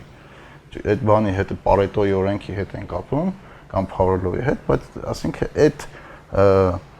իմացությունները հազարանակյաններով մարդիկ իմացել են, բայց մինչև այսօր մենք չենք կարողանում դա գիտակցենք ու ճիշտ օգտագործենք։ Այսինքն դու եթե նստես սպասես, որ քո բախտը բերելու է, քո բախտը չի բերելու։ Դու պետք է այդ բախտի հետևից գնաս առավոտից գիշեր աշխատես։ Ու այդ շատ կարևոր կետ նշեցիր, զբաղվես սամակրիտիկայով։ Հա, որտեվ եթե դու միևնույնն է դու քլնգվելու ես կյանքում։ Հիմա քո ընտրությունն է, ավելի շատ քլնգվես քո կողմից։ Շտկես քեզ, ձևավորես այնպեսին, որպեսի շատ քննադատություն ու քլնգոց արտաքին աշխարհից չստանաս, որտեվ եթե դու մտածիր, որ դու քեզ քլնգելու տեղ չունես, քեզ այնքան քլնգեն կարող չդիմանաս։ Կոտրվես։ Հա, որովհետև դու կարող պատրաստ չլինես դրան հոգեպես։ Ու այդ ազգովի մենք դրա պակաս ունենք, ինչի որտեղ մենք իրար կողք ենք ապրում, մենք իրար անընդհատ հանդիպում ենք, մենք չենք ուզում իրար ասենք, գիտես ինչ կա, քո մոտ էս մի բանը շատ վատ է ստացվում, ու առհասարակ միգուցե դու պրոդուկտիվ չես, ու առհասարակ միգուցե դու ուրիշ գործով զբաղվես։ Մենք չենք ուզում այդքան ասենք։ Դրա փոխարեն մենք գալի ասում ենք, քո թույն է ստացվում, մալդեց, գժական, ապրես, քեզ չեն հասկանում, դու ընդունված չես։ Քեզ չեն կարողանում քո հանճարեղությունը հասկանալ։ Այդ մարդը սկսում է դրան ավելի շատ հավատալ։ Արդյունքում ինչ է անում, արդյունքում ինքը չի կարողանում էլի պրոդուկտ տալ։ Կապ չունի ինքը ինչ պրոդուկտ է տալիս։ Որտեվ այդ մարդը մեր հարևանն է, այդ մարդը մեր ընկերոջ ընկերն է, այդ մարդը մեր, չգիտեմ, կնոջ բարեկամն է, կամ այն մարդն ում մենք անընդհատ տեսնում ենք։ Մենք ազգովի բաժանվելու ունակություն էլ չունենք։ Մենք չենք կարողանում ճիշտ բաժանվել։ Կամ մենք ձև ենք տալի, որ մենք իրար հետ լավ ենք, կամ մենք իրար սպանելով ենք բաժանվում։ Հա։ Օրինակ, երբ մարդ աշխատանքից դուրս է գալիս, դա նորմալ process է։ Մարդ աշխատանքից դուրս է գալիս։ Շատ բնական։ Ես աշխատել եմ ուրիշ տեղ ու դուրս եմ եկել, ու դա բնական process է։ Ու գործատուն ու կազմակերպությունը պետք է մտածի նրա մասին, թե ինչ միջավայր ստեղծի, որ մարդիկ չուզենան դուրս գան աշխատանքից, այլ ոչ թե մարդը մտածի, լավ դե ես աճացրել եմ ինքը դուրս է գալի, չէ, դե ինչքան դու ես աճացրի, ինքն քեզ այդքան աճացրի, ինչի մասին է խոսքը։ Փոխադարձ է, չէ, ոչ մեկ ձեռները դա չէր կապել։ Միանշանակ ու իրական դրա վրա ուսումնասիրություն է կա, McKinsey-ն էր արել, եթե չեմ սխալվում, Այն կազմակերպությունները, որտեղ ղեկավարները ու մենեջերները ունեն պրոտեժեներ կամ մարդիկ, ով պատրաստում են, ով իրենց փոխարինելու է, այդ կազմակերպությունները ավելի հաջող են ու ավելի շատ լավ արդյունք են ցույց տալիս։ Դե դա վերջին լեվելն է ղեկավարման, ամենաբարձր լեվելն է, չէ՞, նախավերջին լեվելը, երբ որ դու կարողանում ես աշխատանքը դասավորել ու կազմակերպել, այնպես որ քո բացակայությունը որևէ ազդեցություն չունենա, պարզ է ինչ-որ մի պերիոդ ժամանակի մեջ ու ինչքան երկար այդքան լավ։ Դա է նախավերջին լեվելը։ Վերջին լեվելը, երբ որ դու կարողանաս մարդ բերես, քո տեղ դու հեռանաս ու կառույցը շարունակի աշխատել, դա վարպետության գագաթն է, որը անգամ չեն կարողացել ցուցաբերեն շատ աշխարհի շատ լուրջ լիդերներ։ Ու նմանատիպ մեծ կազմակերպություններում ջոկատներ գոյություն ունեն հատուկ, որոնք որ տարիներ շարունակ աշխատում են այն ուղղությամբ, թե ում գտնեն, ոնց train անեն, ոնց մտցնեն թեմայի մեջ, ոնց հետո հոգեբանորեն աշխատեն, որ շատ արագ այդ փոփոխության ժամանակ իր հոգեկանը չխախտվի։ Ռեյ Դալիոն մի հատ գիրք ունի, շատ լավ, Principles, ու այդ գրքի մեջ ինքը պատմում է, առաջին փորձը գրքերն ենք, հա, կարծում։ Առաջին փորձը իր ղեկավարին իր պաշտոնը հանձնելու եւ իր ջիմ, եթե չեմ սխալվում, այդ փոխտնօրենները ժամանակ որ պետք է գա այդտեղը, ոնց տապալվեց։ Ու այդ պատմում է Ռեյ Դալիոն, որը աշխարհի ամենաազդեցիկ մարդկանց ցանկում է, որ 100-յակի մեջ է, եթե չեմ սխալվում։ Հա, միանշանակ իր աշխարհի մեջ ցնցում է լինում, գալիս իրանից խորհուրդ են հարցնում, ֆենոմենալ մարդկանցից մեկն է, ու իր մոտ դա երկար ժամանակ չի աջողվել։ Միանշանակ ինքը գրքի մեջ իր ուժ անհաջողությունների մասին էլ է պատմում, որը ինձ թվում է իր մեծությունից է գալի, որ ինքը պատրաստ է իր անհաջողությունները ընդունել, դրա վրա սովորել ու դրանով կիսվել հասարակության հետ։ Այսինքն ինքը չի մտածում, ոնց որ մեր մեծամասնությունն է մտածում։ Ես իմ հաջողությունը թաքցնեմ, որ սաղ մտածեն ես իդեալական եմ։ Բոլորն է հասկանում են, որ իդեալական մարդ չկա։ Եթե դու քո անհաջողությունները թաքցնում ես, դա ընդհանրապես fake, սխալ ֆասադ է, բայց երբ որ դու քո անհաջողությամբ կիսվում ես մարդու հետ, որը կարող է դրանից ինչ-որ օգուտ քաղի ու սովորի, այդ ինձ թվում է մեծության նշան է։ Անկամ եթե ոչ մեծության, ապա դեպի մեծություն տանող ճանապարհը միարժեք է։ Դեպի մեծություն տանող ճանապարհը միանշանակ է։ Միարժեք համաձայն եմ դրա հետ։ Ոտ Ռեյ Դալիոն այդ իրանց համակարգն էլ այդ կրիտիկայի համակարգը շատ հետաքրքիր է, որ աշխատակիցները ունեն իրանց ռեյտինգները ու իրանց կարտիչքի չէ՞։ Ու ոնց են իրանք ընտրում, ով է որ որոշումն է ճիշտ, որը սխալ, ու այդ լրիվ թափանցիկ միջավայրում Ռեյ Դալիոնն էլ էր ասում, տենց թափանցիկ միջավայրում աշխատելը դժվար ամեն մեկի համար չի, որովհետև դու էլի ամեն մեկը չի պատրաստ, նույն թեմային ենք վերադառնում ու անընդհատ լսել, որ դու սխալ ես անում, բայց դա քեզ աճացնում է, էլի։ Սենց մի հատ բան կար հենց իր գրքի մեջ, շատ հետաքրքիր բան է ասում է, եթե դու պատրաստ չես լսես կրիտիկա քո կողակցի կողմից, այդ նշանակում դու իրան չես վստահում։ Դա էլ գնա։ Հա։ Շատ խելացի, շատ լավ ինսայթ է ասում, որտեվ ումից ես դու կրիտիկա լսում, ում դու վստահում ես։ Եթե դու այն միջավայրում ես, որտեղ դու կրիտիկայի չես դիմանում, քո միջավայրը չի, կամ քո մեջ ինչ-որ մի բան չի, որ դու չես կարողանում։ Կամ միջավայրն է սխալ։ Երկուսն էլ լուրջ խնդրեմ է լուծել է պետք։ Էդ էլ է կարևոր կետ, որովհետև միջավայրը եթե սխալ եղավ, քեզ սխալ կրիտիկա են անելու։ Օրինակ մենք երկար ժամանակ մեզ պետք եղավ, որպեսզի մենք կարողանանք այս mindset-ը դասավորենք, որ եթե մի բան սխալ ենք անում, ուրեմն դա մեր սխալն է։ Այսինքն շատ մեծ գայթակղություններ կա ասելու, գիտես ինչ կա, դե COVID-ը, դե COVID-ը, միջև այդ ուրեմն այնց ակտիվներ ստեղծեինք, որ այդ ակտիվները COVID-ի ժամանակ կարանայինք, դիմանայինք, մեզով էր ասել COVID չի լինելու, սենց ապրեք։ Ոչ մեկ չէր ասել, մենք մեր համար տենց որին է, տենց ապրում էինք, չէ՞, մտածում դե լավ է լինելու։ Եթե ինչ-որ մի աշխատակից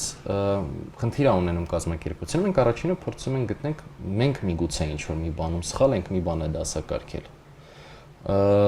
Ու տանել չենք կարողանում մենք մանավանդ ղեկավար թիմով, երբ որ մենք ստիպված ենք երկար բացատրել մարդուն, որ գիտես ինչ կա, ոչ Պողոսն է մեղավոր, ոչ Պետրոսն է մեղավոր, ուղղակի դու ինչքան որ ստեղ աշխատում ես, միշտ գործից հետո գնում հանգստանում ես, դու գործից հետո չես աշխատում լիարժեք քո վրա, որպեսզի վաղը դառնաս ավելի լավ։ Որ ասում եմ մարդուն այն ոնց դուք աշխատես քո գործի ժամին, բնորոշում է ինչու դու անում ես գործի ժամին, ինչու դու գործից հետո ես անում։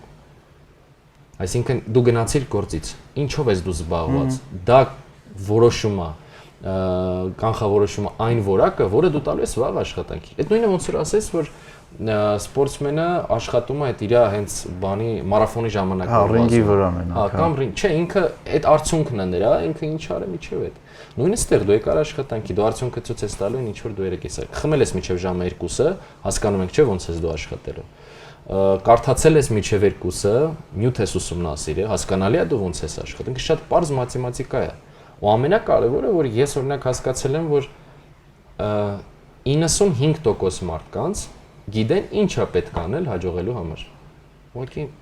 մեկը անում է, մեկը չի, շատ դժվար է, որտեվ նոդնի process է,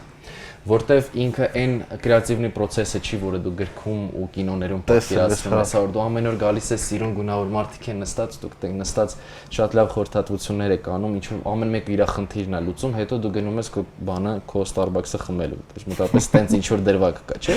Չէ, դու լիքը զիբիլ գործ ես անում օրվա կտրվածքով, ու դու պետք է ստիպես քեզ այդ զիբիլ գործը անես։ Բայց դրա մասին բացի չի խոսացվում։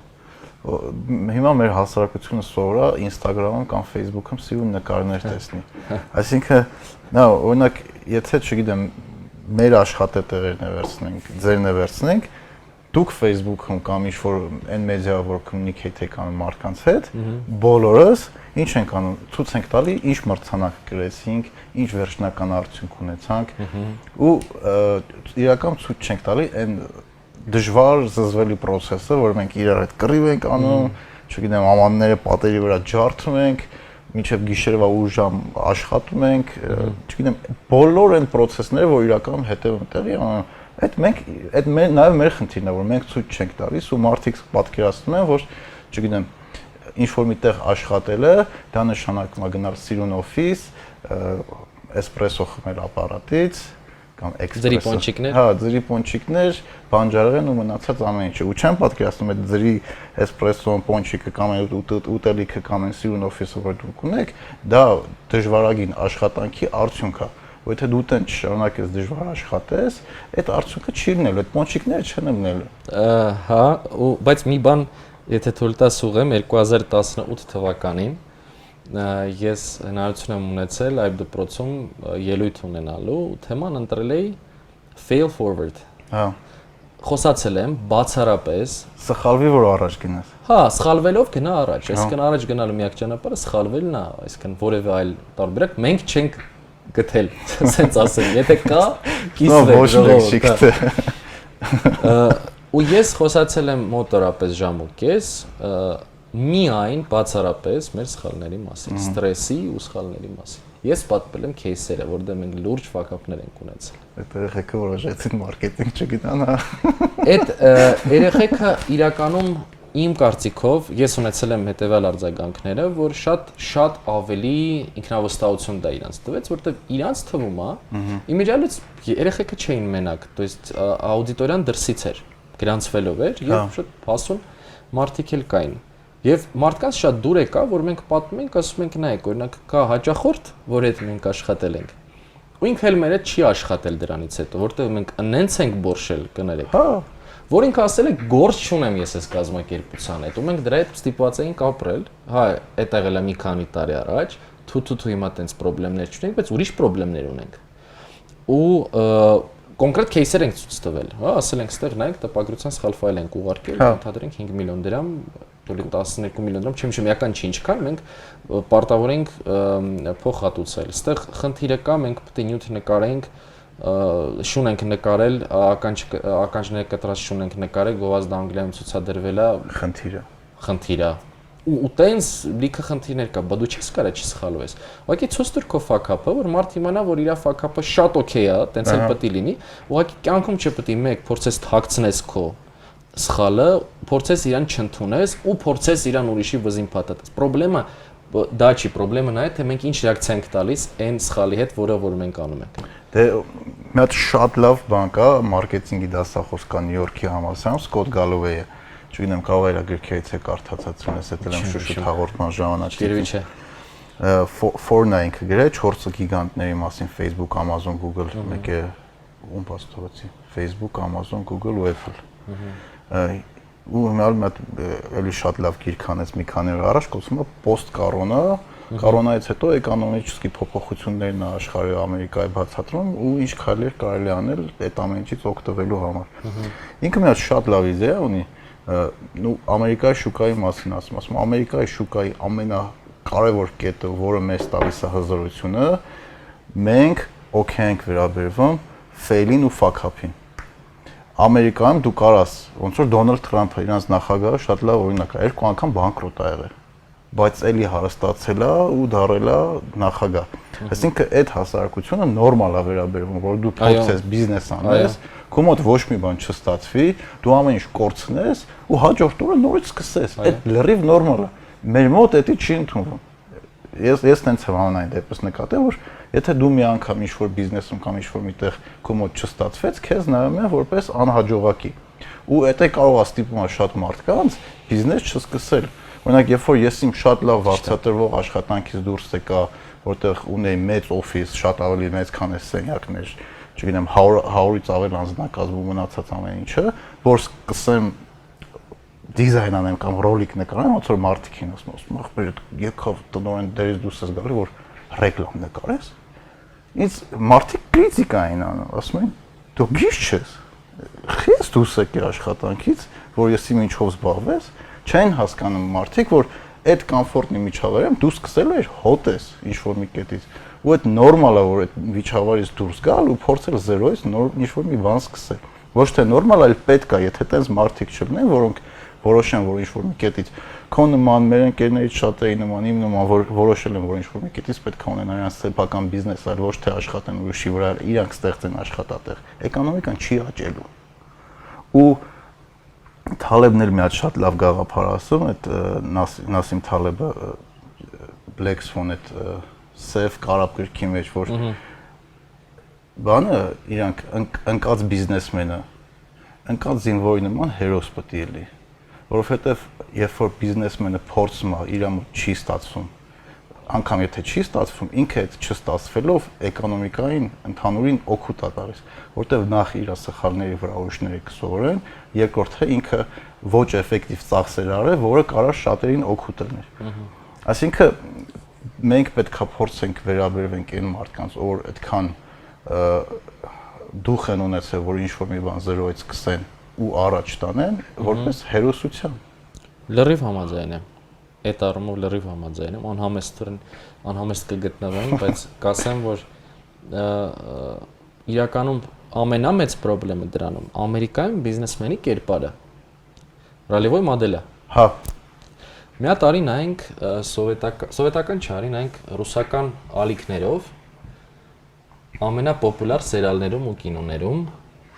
բիզնեսմենի կերպարը։ Ինչ որ մեծ փորով վատ ձյացկա է, սովորաբար։ Գանգստերոտ կերպարը ավելի շատ, կերպարը, որը որ ավելի շատ նոր ռուսի կերպարը, որը որ հասցեպով է, որը որ տենց վախենալու մեքենայով գալիս է, վախենալու մեջից իջնում է ու տենց է իր բիզնեսի բզունտուտ բնույթը դա է, այսինքն տենց է ձևակերպված։ Իսկ եթե հիմնական ամենաշատ ու ամենապոպուլար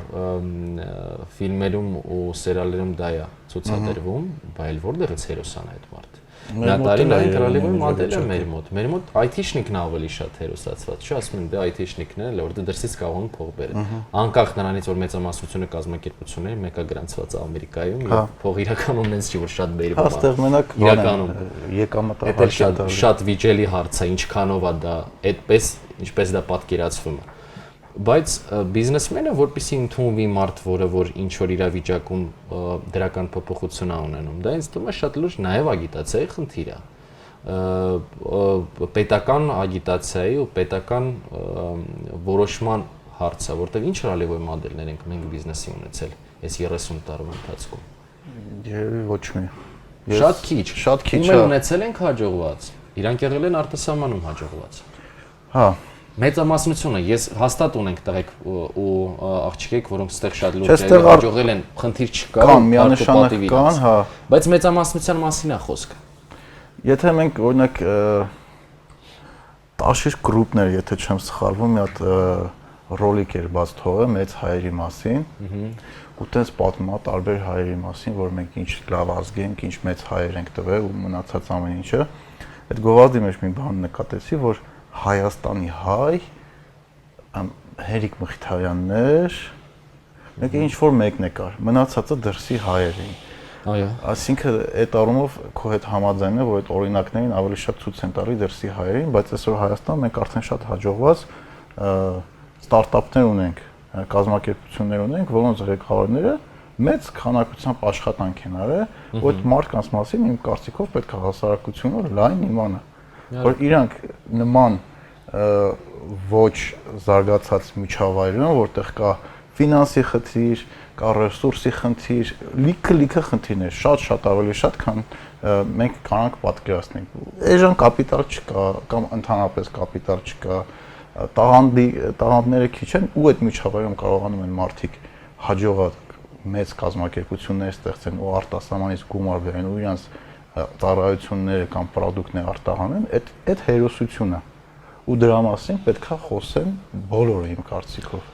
Մանավանդ, երբ կանխատեսելիության էլեմենտը բացակայում է Հայաստանում։ Հա, Որտեվ դու ոչ մի բանի վրա չես կարողանում հիմնվես, ինչիդ վրա ես դու այդպես բացում այդ բիզնեսը կամ չես փակում այդ բիզնեսը, երբեմն դա լոգիկային չի բանանում, էլի, չի կարողանում արձագանքի։ Բայց այդտեղ մի հատ էլ հարց կա, իմ կարծիքով ոչ թե մենակ այդ մարդկանց մասին պետք է խոսան, այնց թվում է այդ մարդիկ էլ պարտավորվածություն ունեն իրանք էլ խոսալու։ Ինքը չպետք է նստի մտածի, այս էկոնոմիկայի նախարարությունը կգա կամ այս ֆաունդեյշնը կգա, ինձ որպես սպիկեր կրավիրի եւ այլ։ Չէ, որովհետեւ ես համարում եմ, որ շնորհակալությունը հայտնելը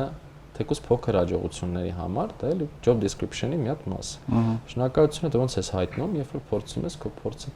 փոխանցես։ Որովհետեւ ասում եմ, մենք որ խոսում ենք փորձի մասին,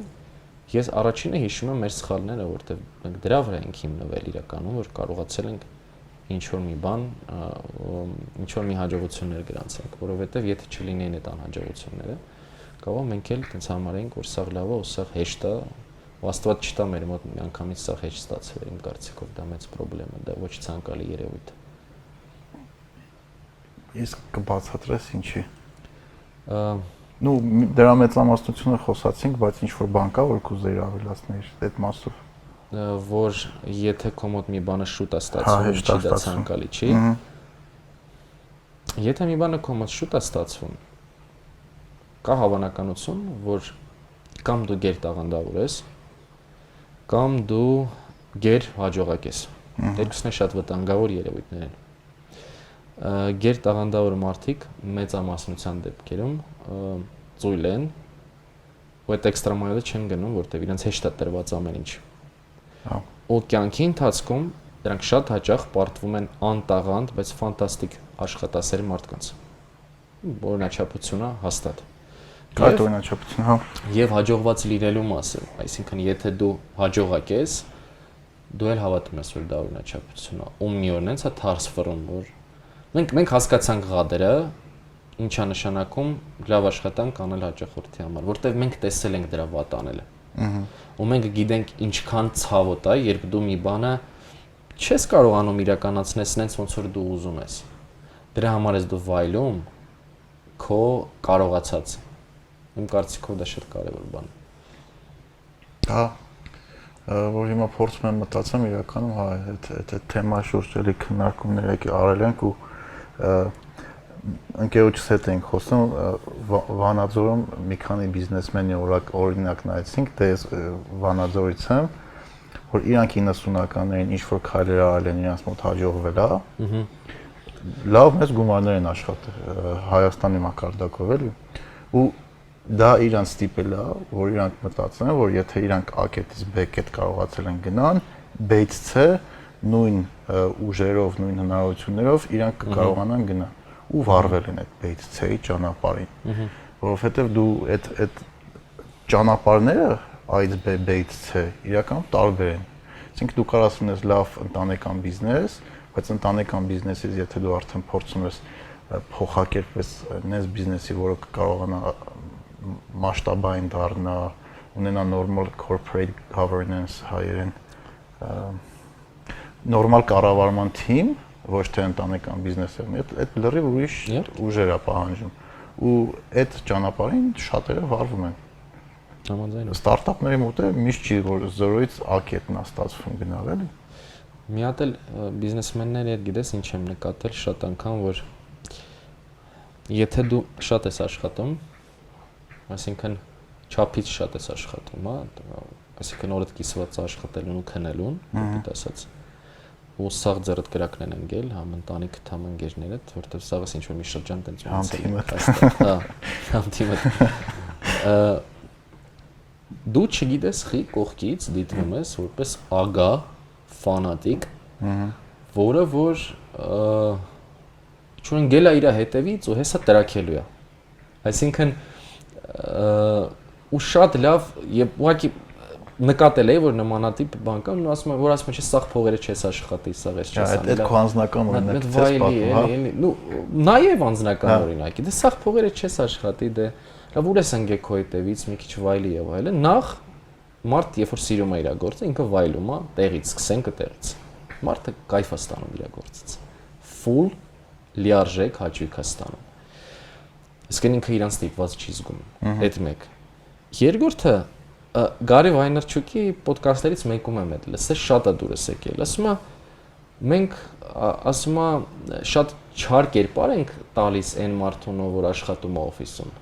Բայց ասում է, եթե մենք խոսում ենք մի հատ երգահանի մասին կամ սպորտսմենի մասին, որը օր ու գիշեր մարզասրահում աշխատում կամ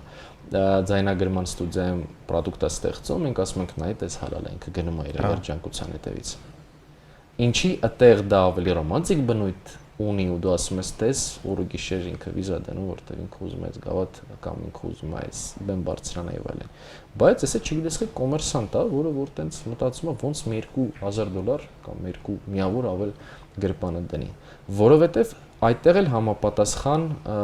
ուշադրություն չկա տրված նրան, որ եթե մարդ զբաղվում է բիզնեսով, ինչով ինքը տարբերվում իրականում։ Եթե դու բիզնեսմեն ես, որը ուզում ես գնաս Silicon Valley-ում, ես բացարձակ կապ չունեմ IT հետ, բայց ուզում ես գնաս Silicon Valley-ում, ուտեղ քո company-ն ունենաս ու մտած լինես այդ միջավայրի մեջ, ով ասեց, որ դու պետք է պակաս աշխատես, քան այն մարդը, որ Grammy-ը ուզում ստանա, կամ այն մարդը, որ ուզում է, չեմ WBO պոյսը ստանա։ Հա։ Դա ոչ պակաս նույն աշխատանքն է։ Ու դրան այդ ռոմանտիզմը չի տրվում ու մարդիկ շատ անգամ չեն ընդգծում ասում մարդը փողի համար չի աշխատում այդքան եթե փողի համար աշխատեր կերևար կամ չգիտեմ իհարկե փողը կարևոր է բայց փողը իմ կարծիքով հաջողված մարդու համար դա հաջողության ացանցալն է դա հաջողությունը չի կարա թիվը լինի հաջողություն թիվը անվերջ է այդ նշանակում է քո ձգտումը դեպի հաջողություն ինձ անվերջ է լինել հա երբեք չես հասնելու եթե թվի հետևից գնաս եթե թիվը քաշվար չես կարա որտեվ չկա բավարարվող թիվ բայց կա մի երևույթ որը որ կոչվում է հաջողություն ու այդ հաջողությունը դու ես քո համար դիֆայն անում այսինքն դու քո համար որոշում այսինքն քո համար հաջողությունը կարող լինի որ քո product-ը օրինակ քո գովազդը 1 միլիոն մարդ նայի ու դրանից կայֆ ստանա։ Հա, այդ KPI-ն է product-ի, բայց գլոբալ այն ինչ որ դու ուզում ես կյանքում։ Ու ինչ որ դու համարում ես հաջողություն։ Իմ կարծիքով այդ ամենակարևոր հարցերից մեկն է, որ տենց 30-ականների ժամանակ արդեն երբ որ դու տենց 30-անց ես, 39-ից սկսում ես այդ հարցը տալ։ Հա, որովհետև դու որտեվ դու միջև այդ տարիք հասկացել ես փողը չի։ Վստահ հասկացել ես, որտեվ դու շատ հարուստ մարդ ես հանդիպել, շատ աղքատ մարդ ես հանդիպել, որոնք շատ ավելի այդ հարուստներից ավելի երջանիկ են եղել, շատ ավելի լիքն են եղել, շատ ավելի լիարժեք են եղել։ Դու հասկացել ես, որ փողը երաշխիք չէ այդ ամեն ինչը։ Բայց դեպքում ի՞նչն է հաջողությունը։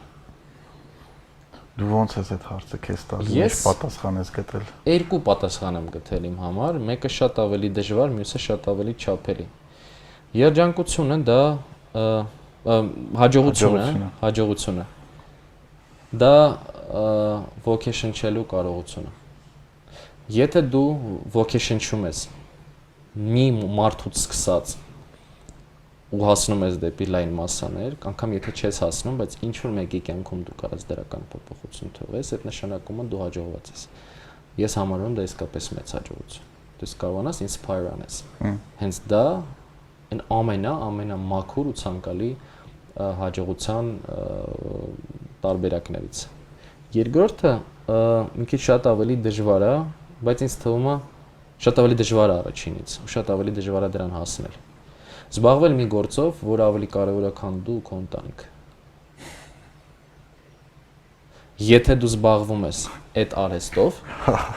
ու ինքը կարևոր է ավելի, քան քո ընտանիքը, դու ֆանտաստիկ հաջողված ես։ Ես այդ միշտ իմ թիմին եմ ասում, մի քիչ ուր ձևակերպված ավելի շատ չէի կարող այդ համաձայնել, ասում եմ մենք պետք է կարողանանք ստեղծենք մի բան, որը ավելի կարևոր ու ավելի մեծ է, քան մենք։ Կարա կարևոր լինի, քան մենք, բայց արդյոք կարա լինի կարևոր, քան քո ընտանիքը։ Իմ ընտանիքը ես այդ equation-ի այդ հավասարության մեջ չեմ մտցրել, բայց եթե հիմա փորձեմ մտածեմ, իրական դու կարաս նես բան ստեղծես ու տաս, որը կարող ավելի կարևոր լինի, քան մի քիչ դժվար եմ ասում, բայց կարա, բայց արդեն դժվար է պատկերացնել։ Դժվար է պատկերացնել։ Առաջինը դու պատկերացնում ես, հենց հիմա դու ոդկաստ ես անում, ունես հյուրեր, որոնք որ մեկին կարան դրական բան տան, այսինքն միտոգում քո պրոդուկտի արդյունքում դու ինչ որ մեկին ոգեշնչեցիր, ու ֆիդբեքը գալիս է շատ արդեն հաջողություն է, թույն է, չէ՞, հաստատ ամենամեծ բավարարվածություն, անգամ չգիտեմ, հասցրել ես մոնետիզացնես ոդկասթը, թե չես հասցրել մոնետիզացնես, բայց համոզված եմ, որ այդ ճանապարհը, որը դու գնում ես, դրա վառելիքը լավ իմաստով ու դրա ուժը այդ կոմենտներն է, որ ինչ որ մեկը դրական բան է ստացել։ Այդ հեշտ է պատկերացնելը, բայց պատկերացնես, որ դու ինչ որ մի բանին տրված ես, որը ավելի կարևոր է, քան քո ընտանիքը, իմ կարծիքով դա այն ամենաբարձր մակարդակն է, որին դեռ երկար ժամանակ դժվար է, հա, որտեղ դա միարժեք փողը չի, դա միարժեք քո սեփական բիզնեսը չի, դա շատ լուրջ մեծ փոփոխություն է մարդկության կյանքում, որը որ դժվար է անգամ պատկերացնել։ Այդ ինչը պետք է կարևոր լինի, քան քո կինը, քան քո ամուսինը, քան քո երեխան։ Դժվար է պատկերացնել, բայց հաստատ կան տենց երևույթներ։ Կան, հա միանշանակ կան, այդ դրանով այսօր Ջոբսին շատ ենք ցիծում։ Ջոբսը մի թույն բան ունի, վիդեոն է, սպասի դնեմ լսենք, բանը 2017 թվականի քինոթի սկիզբն է, եթե չեմ սխալվում, այդ բանը ահագին ազդեցություններ էլի ին վրա ունեցել։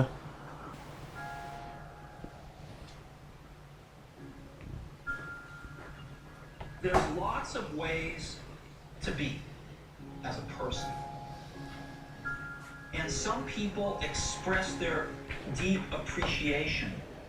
in different ways. But one of the ways that I believe people express their appreciation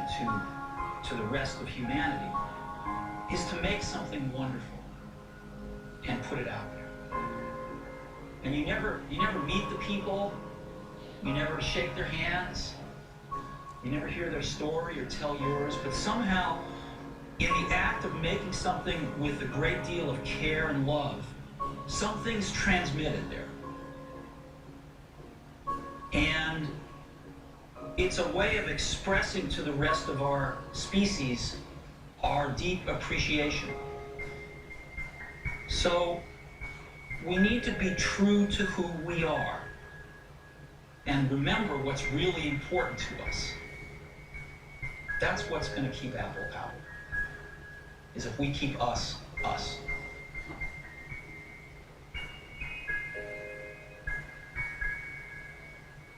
Կոմենտել անիմաստ։ Հա, էլի, ասինքն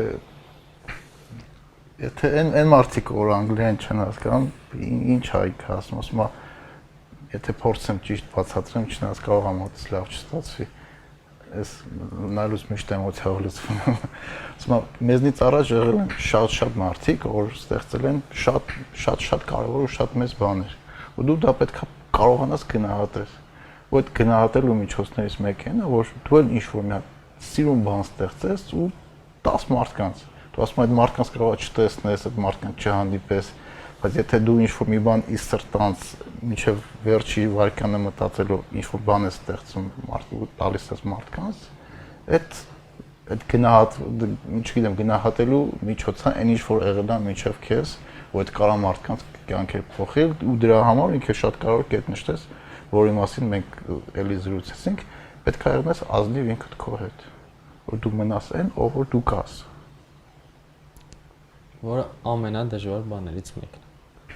Մանավանդ մեր հասարակության մեջ։ Փոքր ժամանակվանից պիտիները շատ են։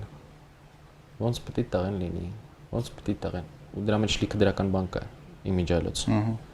Հա, ոնց պետք է կնոջ հետ վերաբերվես, ծնողի հետ, ոնց ինչպեսի ընկեր պետք է լինես, ինչպեսի ամուսին, ինչպեսի կին եւ այլ։ Այդ սա մեզ փոքր ժամանակվանից, ասենց բացատրում են, բրիֆը տալիս են։ Փոքր ժամանակ, ասում են, այսպես պետք է լինես։ Դա շատ դրական է, ու շատ լավ երևույթ է, ու դա է հենց մեր այս ազգի դաստիարակվածության վերաբերմունքի, ջերմության, ջիգարի արդյունքը իրականում։ Այսինքն դա է արդյունքը այդ պիտիների։ Մի հատ պրոբլեմ կա, որ այնքան շատ է պիտիներով շարժվում, որ մոռանում ես, որ մի հատ կարևոր պիտի կա, պետք է նենց լինես, ոնց որ դու համարում ես ճիշտ։ Բայց այդ ճիշտն է ձևավորվում է այդ պիտիների արդյունքում, չէ՞։ Այդ պիտիները հասկանալու խի են այդ պիտիները ամբողջ քո կյանքում քեզ հետևը, որտեղ դրանք պատճառ ունեն, չէ՞։ Այս կյանքում ամեն ինչ ունի պատճառ։ Հա։ Յուրաքանչյուր երևույթ, անգամ որը որ մեզ թվում անքա ինչ որ մի էներգիայի արդյունքում առաջացել է։ Այդ ինսայթ կոչեցալն է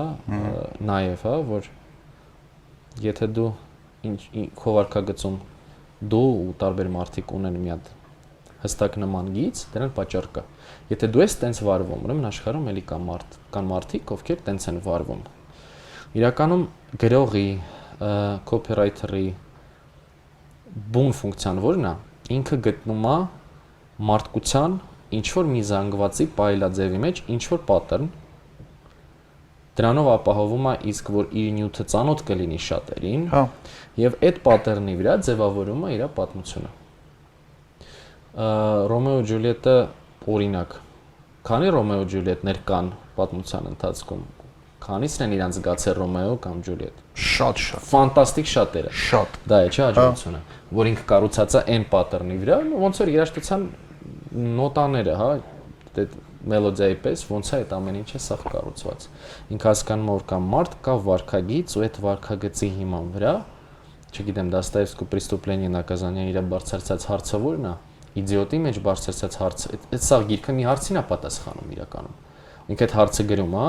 ու այդ գրքի համար 400 էջով այդ հարցին պատասխանում է։ Բայց պատասխանում են հարցին, որը հաստատ մարդկության 90%-ի մոտ այդ հարցը առաջանում է։ Ու այդ հենց գեղեցկությունն է ընդհանուր ստեղծագործ մարդ, որ դու հասկանաս ինչ նմանության կամ ինչ գործողությունների հաջորդականության ուզում ես անդրադառնաս, կոպիտ ասած։ Ու ինչքան մարդու մոտ դա ռեզոնանս կառաջացնի։ Որտեվ եթե տենց բան չկա, եթե օրինակ դու գրում ես նյութ ես ստեղծում կամ կոսմոնավտի մեջ շոր ես ուզում արտադրես այն մարդկանց համար, ովքեր դրանով գրում սրճան կոֆեն, քանի չես կարող հաջողես, դες բան չկա, չէ, բան չեն անում։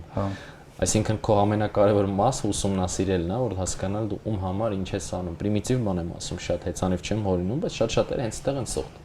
սոթ տալիս։ Հա, իրականում հա, ասինքն այդ շատ համաձայն եմ, այդ pattern-ները, պահելաձևային այդ ձևերը, դու պետք է հասկանաս, որ օրինակ, եթե թվերը գնում է 1 2 3 4 5, 5-ից հետո չի կարող 10 գա։ 5-ից հետո գալիս է 6։ Ու եթե դու 5-ից թռնում ես 10,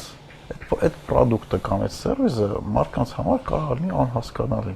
Դու պետք է կարողանաս ինչ որ logic կապ տաս, նոր բան ավելացնես, բայց այն հինը չմոռանաս, էլի այդ բանը այս գրքի մի հատ գիրք կա, կոչվում է Innovators, այդ հենց Steve Jobs-ի մեկը Իսահակ Չեբանի Լեոնարդո դա Վինչիի բիոգրաֆիան գրած գրողն է գրել, անունը Isaac-ը, հա։ Ինքը դրա մեջ հենց հետաքրքիր իդեան է, ասինքն ինսայթը ծնվում է, իդեան ծնվում է կամ նոր product-ը ծնվում է այնտեղ, որտեղ դրա համար կա միջավայր ու հասունանում է այդ բանը։ Այսինքն ասում էր պատահական չի, որ կոմպյուտերը ստեղծվեց այնտեղ, որտեղ ստեղծվել էր միկրոտրանզիստորը, հետո միկրոչիփը։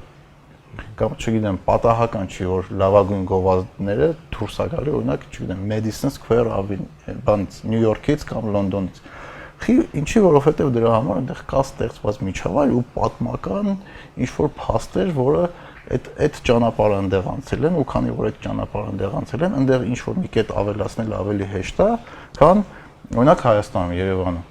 որը էլի եկանք այն կետին, որ դու հաղորդման ոդքասթի սկզբում նշեցիր, որ ստեղ այդ նույն հաջողությանը հասնելու համար մենք պետքա ոչ թե մի կիլոմետր ավել գնանք, այլ 5 կիլոմետր ավել գնանք, որովհետև այն ճանապարհը, որ իրանք անցել են այնտեղ, շատ քանակով մենք պետքա փորձենք անցնել այստեղ ավելի քիչ քանակով ու ավելի արագ, որը իրականում դժվար է։ Ու եթե մարդկանց մոտ այդտեղ Հայաստանում այդ հաջողվում է, դա պետքա ինձ թվում է բարձրաձայնի գնահատվի։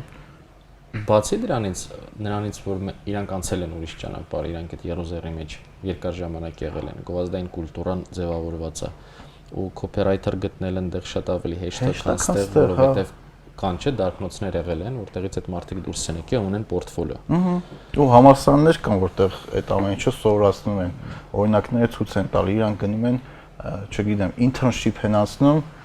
WPP-ում կամ BBDO-ում կամ չգիտեմ, Drogafy-ում գնում են, այնտեղ internship են ասում, դրանից հետո իրանք կարողանում են մասնագետ դառնալ։ Մեր մոտ այդ ամեն ինչը դեռ չկա ու մենակ գովազդային ոլորտում չէ, շատ ոլորտներում այդ տաղանդի փուլը պակասում էլի։ Պակասում է տաղանդի հղկվածության փուլը։ Իրականում մերոնք շատ տաղանդավոր են, իսկապես։ Տաղանդավոր, խելացի, քթածակով, լավ իմաստով առևտրական ինչը մարքեթինգի մեջ պետքա, որտեղ իրականում դա վաճառք է։ Իսկ մարքեթինգը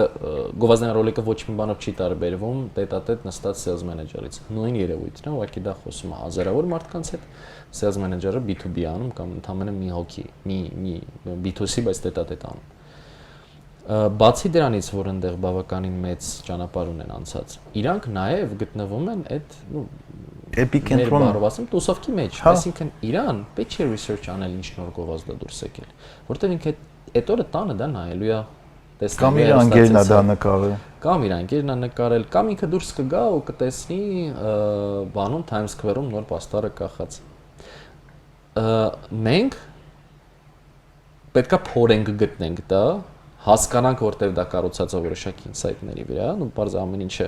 չի որ պետքա փորես, բայց օրինակ Չինաստանում կամ Ճապոնիայում ինչ որ արած գովազդային հոլովակ պետքա ունենա իր պատեռնը, որը որ տեղի ժողովրդի վրա հիմնված է, չէ՞։ Օրինակ դրա համար նույն կոպիրայթերի ու ռեկլամշիկի գործը իմ կարծիքով Հայաստանում չեն պատկերացնում կարևորություն ու բարդություն այդ աշխատանքի։ Ամենասկզբին որ անդրադառնամ քո ասած թե կլիենտը որ չի հասկանում շատ անգամ ճիշտ ես մենք ինչ ենք անում մենք ասում ենք մենք որպես agency պարտավոր ենք քեզ կրթել ինչպես դու պարտավոր ես մեզ կրթել քո բիզնեսը քո պրոդուկտի մասով հա հիմա մենք պետք է հասկանանք որ մենք փոխկրթությամբ ենք զբաղվում սկզբնական շրջանում մենք քեզ բացատրում ենք մեր process-ը մենք ուզում ենք որպեսզի քո բոլոր սպասելիքները լինեն կառավարելի այսինքն դու իմանաս ինչ փուլերով ես անցնելու, դու իմանաս վերջում ինչ output ես ունենալու, դու իմանաս ինչքան ես սրա համար վճարելու, ուխի ես դու շատ վճարելու սրա համար։ Մեր համար պրինցիպիալ է, որ մեր աշխատանքը թանկ լինի։ Պրինցիպիալ է, որտեվ դա ամենադժվար, դա custom made աշխատանք է։ Դու չես կարող քաշես մի բան, սարքես մի մեխանիզմ ու սաղին վաճառես։ Դու ամեն մեկի համար աշխատում ես անհատական, ու դա պետք է լինի թանկ։ Իհարկե, եթե դու աշխատում ես ռեզուլտատի լավ ռեզուլտատին հասնելու համար, այլ ոչ թե ստեղծագործում ես ստեղծագործելու համար։ Կոպիտ չես ուզում էլի կլիենտիդ փողերով գնաս փառատոն։ Ուզում ես իսկապես ստեղծես նենց նյութ, որը որ լուծում է խնդիր, հետո գնաս փառատոն կամ չգնաս, էական չի։ Ու ինչի, որովհետև մեր թիմի անդամները ֆանտաստիկ ջանք են դնում իրենց աշխատանքի մեջ։ Ֆանտաստիկ ջանք են դնում։ Մենք Հովնա շատ լավ ասում, մեր կրեատիվ դիրեկտոր ասում է, պետք է գա ժամանակ, երբ որ ատամ հատիկի ժամանակ, ատամ հատիկի process-ին դրված լինի գովազդային մասնագետի կրեատիվշիկի էլեմենտ, որ ինքը կարողանա, այսինքն դա արդեն ցուցանիշ է, որ աշխատանքը գնահատված է, ու շատ լավ ասում։ Շատ լավ օրինակ։ Հա, շատ լավ օրինակ է բերել։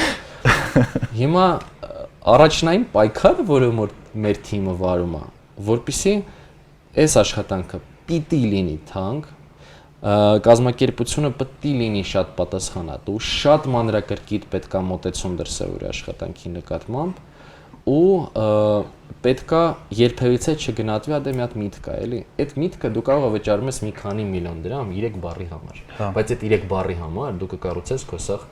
ստրատեգիան ու կկարողանաս այդ ամեն ինչը դուրս բերես։ Մենք բացատրում ենք, որ դա նենց չի, որ մենք վարկ ունենք, այդ վարկը պետք է փակենք, դրա համար ենք շատ ուզում։ Դրա համար է, որովհետև մեր մոտ աշխատում են շատ լավ մասնագետներ, որոնք որ առանց իրանց խնայելու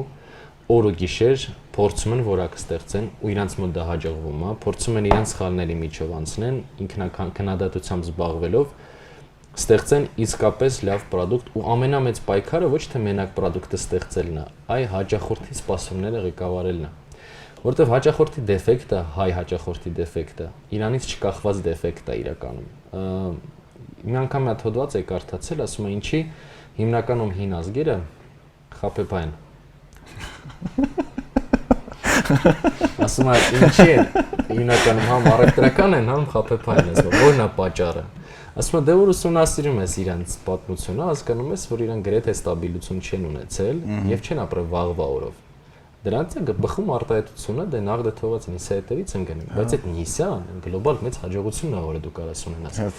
Սաղ կապիտալիզմի հիմքը այդ նիսյանը կրեդիտ է, էլի։ Ամերիկայում երբ որ մարդը գալիս է պետական պաշտոնի, ինքը իրան մի հատ հարց է տալի։ Ես հիմա ոնց պետք է աշխատեմ, որ ես 20 տարի հետո ունենամ այն ինչ որ ես ուզում եմ։ Հա։ Ստեղ դժվար է այդ 20 տարին հետո Դե պատկերացնել։ հենց այդ է, մեր մոտ Ամենամեծ խնդրեմը դա է։ Մանավանդ վերջերս։ Ինչի հիմա շատ մեծ պատասխանատվություն Հայաստանում բիզնեսմենները պետք է իրանց վրա վերցնեն, որովհետև իրանց մոտեցումից է բիզնեսին կախված շատ բան, թե ինչպիսին կլինի տնտեսությունը։ Եթե դու մտածես, որ ոչ մի լավ բան չի լինի, թողես գնաս, աշխատողը պետք է չգնա։ Բայց եթե դու չգնաս ու փորձես շարունակես արարել, միգուցե դա է, որ դու պետք է տա քո թմին, որպեսզի դու կարողանաս շարժվես առաջ։ Դե բանը տնտեսությունը ինքը երկրորդ աշճանի քաոս է, երկրորդ աշճանի քաոսի վրա սպասումները ունեն ազդեցություն, այսինքն ինքը եղանակ չի, որ դու վաղը սպասես արևը առնելու ու արև լինի։ Բայց երբ որ դու սպասում ես, որ վատ առնելու, դու սկսում ես քո ծախսերը կրճատես։ Երբ որ դու սկսում ես քո ծախսերը կրճատես, վատ առնում, որովհետև ծախսը կրճատվում է, տնտեսությունը դանդաղում է ու չի լինում։ Բայց այդ իրական շատ լավ point է, որ մենք երկարաժամկետ long term չեն կարողանում մտածենք։ Ու այստեղ մեր գործը դժվարանում է, Հա։ որովհետև մենք իրան ասում ենք այն բրենդ պլատֆորման, որը քեզ պետք է մշակել։ Սիրելի պարտներ, 5 տարվա մեջ ես տեսնում դրա բերկրանքը։ Դու չես տեսնելու երկրորդ ամսին դա, ոչ թե երրորդ ամսին ես տեսնելու, որտեղ Volvo-ն երկար տարիներ աշխատել, երբ որ անվտանգության հետ ասոցացվել, բայց որոշել է դա երբ։ Բայց այդից ինչ խնդիրներ ա գալի, երբ որ դու որպես marketing creative agency դու ասում ես դրա արդյունքը տենալու ես 5 տարի հետո, ինքը մտածում է որ դու շարլատան ես, որ այսօր արդյունք իրան չես տալու, ասել ես 5 տարի հետո դու արդյունք ես տալու։ Էլի գալիս է այն պատճառով, որովհետև մենք երկարաժամկետ չենք մտածում, որովհետև ինքը չի մտածում, որ դու չես անի տենց քայլ, որովհետև որոշել ես շուկան եւս 20 տարի մինիմում լնես։ Կամ էլ ոչ թե մտածի, դաժե եթե մտածում ես դու շարլատան չես, ասում ես, լավ ինչի՞ է 5 տարի է, ով գիտի 5 ամիս հետո ինչ ալու։ Մի հատ sense արտահայտություն, որ սաղը զբաղվել ենք, ապես սպասի տենանք ընտրություններ, ինչ անում կջոգենք։ Մենք ապրել ենք ընտրությունից ընտրություն, մենք ապրել ենք ինչ որ մի պերիոդ, մի միջև ձգելով տենանք ով է լինելու, ինչ է լինելու, որ կարողանանք դասավորվենք։ Դա բիզնեսի համար մեծագույն անառողջ պայմաններ է։ Հա, որտեղ դու ստաբիլություն չունես, անձնավորված է, դու երկարաժամկետ չես կարող ինվեստմենտ անես, ասենք եթե Amazon-ի օրինակը վերցնենք, ինքը իր ստրատեգիաները շատ երկարաժամկետ է, ասենք ինքը նայում է իր financial statement-ը, իր ծախսերի ցուցակը, դեմ է որ ինքը, չգիտեմ, սերվերների վրա տարեկան այսքան գումար փող է ծախսում։ Ինքը մտածում է, որ օքեյ, ես կարող եմ այժմ կապիտալ բերեմ, ես արդեն սերվերների հետ քանի որ աշխատել եմ, իմ գրքերը վաճառել եմ, ես գիտեմ այդ տեխնոլոգիան ոնց անում։ Արի մեր ծախսը սարքենք սերվիս ու դրա հիման վրա հիմնադրումը, չգիտեմ, Amazon Web Service-ները։ Բայց տենց բան անելու համար դու պետք է կարողանաս պլանավորես մինիմում 10 տարի անկամ, որովհետև իր ծախսերը այսօրվա այդ պլատֆորմայի վրա 5 տարի, 6 տարի, 7 տարի, դաժե 10 տարի ինքը ավելի շատ ծախսելու է, քան եկամուտ ստանալու, բայց 10 տարի հետո նոր կսկսի եկամուտ ստանալ։ Snapchat-ը, եթե չեմ սխալվում, միջև հիմա profitable չի։ Հա, profitable չի։ Չեմ սխալվում։ Ու այդ հորիզոնտը պլանավորման մեր մոտ բացակայում է։ Ու դա դժվարացնում է, դու պլանավորում ես 2020-ի մասին, արի չխոսամ 20 թվականի Հա, մասին։ 20-ը անոմալիա է։ Հա, որտեվ այդ ասում 6-ատ ուրիշ ոդկաստ է պետք է թեմայով, բայց պատկերացնենք 19 թվականի ավարտն է, մենք զանգում ենք մեր հաճախորդներին, ասում ենք նորմալ ցիվիլ երկրում առհասարակ մարքեթինգային տարին պետք է փորձել պլանավորել, որպեսզի պլանավորման արդյունքում մենք իմանանք թե ինչ ակտիվացման կետեր դուք ունեք, որպեսզի մենք մեր թիմերը կարողանանք ըստ այդ ակտիվացման կետերի ճիշտ դասակարգենք ու կարողանանք ձեզ պրոդուկտը մատակարարենք ու ստեղծենք ձեր այդ միասին այդ պրոդուկտը ճիշտ ժամանակահատվածում, չգիտեմ մարդիկ 99% կազմակերպությունները իրանք չգիտեն մյուս շաբաթ հետո իրանք ինչ են անելու աշխատանքին ու պատկերացրում մեզ ինչքան դժվար է դասավորվել այդ իրավիճակում, որպեսզի կոնստանտ cash flow պահել։ Հա, այդ շատ լուրջ խնդիր է մեր ամենայն անկեղծությամբ քեզ ասելով, որ մենք շատ ավելի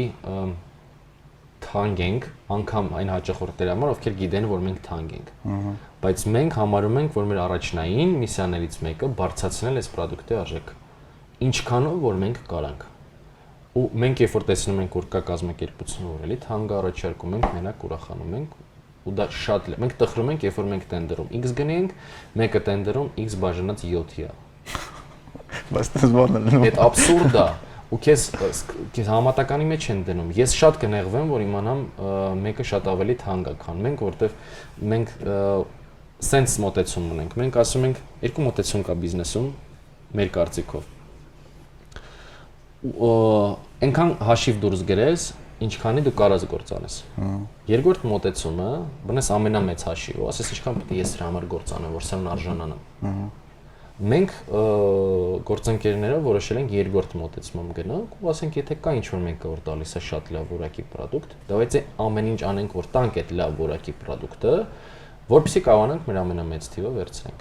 Այսինքն, որտեվ դա մեծ միֆ է, մենք մարքեթինգի այդ բյուջե չունենք։ Չկա տենց բան, ուղղակի չեն նախատեսել միջև այդքան, բայց եթե դու գաս ու փորձես իսկապես կառուցես շատ գործընկերական լավ հարաբերություններ, խնդիրը լուծելու նպատակով, ոչ թե իրանից պուպուշ բաներով զարմացնես, որ իր աղջիկը հավանի կամ կնոջ հետ կարողանան իրանք կաֆեմ ցույց տան ընկերներին, ցույց տան ընկերներին ու ասեն, վայ, տեսեք ինչ են կարել։ Երբ որ դու կարողանաս իսկապես խնդիր լուծել ու dedication level գադ լինի, որ ինքը հասկանա, որ դու իսկապես care ես անում ոչ թե իր մասին, այլ իր հաճախորդի մասին, այդ պարագայում դու կարաս այդ փողը վերցնես։ Բայց շատ էջենսիների խնդիրն են, որ ասում են դե մարդիկ բրենդինգի համար 2.5 միլիոնից ավել չեն տալի։ Միլիոն օրինակ կարամ բերեմ։ Ինչի ես դու գնում փորձում 2.5 միլիոն ցեննիկին համապատասխանես, որ վերջում ասես դա բյուջեն որ շատ չտվեցիք դրա համար։ Ну, իրական կան կազմակերպություններ, որոնք որակով էլ անում են այդ աշխատանքը, այսինքն ես չեմ ուզում նշեմ, որ եթե գինը սա է, դա նշանակում է, չէ, դա նշանակում է, որ այս product-ը, որը որ custom made է, ու մեր պարագայում խմբեր են կազմակերպությունում, որոնք աշխատում են մենակ այդ product-ի վրա, այսինքն իրանք որևէ ուրիշ բան չի կցվում իրանց, միջև այս 5 հոգանոց թիմը, բացի կրեատիվ դիրեկտորից, բացի արտ դիրեկտորից, որոնք որ supervision-ը անում են, մինչև ինքը այդ product-ը դուրս չի անում։ Այսինքն դու ունես ինչ-որ ծավալ աշխատանքի, որ 5 հոգի գալիս են անդադար գործի, մինչև չստանան իր ռեզուլտատը, ու ապրում են մենակ քո product-ով, ու պլյուս իրանց ղեկավարների ուղեկցության շնորհիվ ստանում են լավ product։ Խի պետք է էժան լինի։ Ես ոչ մի պատասխան չեմ կարողանում գտնեմ, ոչ ես, ոչ իմ գործընկերները, խի պետք է դա լինի էժան։ Դա պետք է լինի թանկ, որովհետև մարդիկ մտածում են պերսոնալն է քո մասին, չեն արտադրικացություն, որ քո նման 1000 հոգի կարան հագնեն։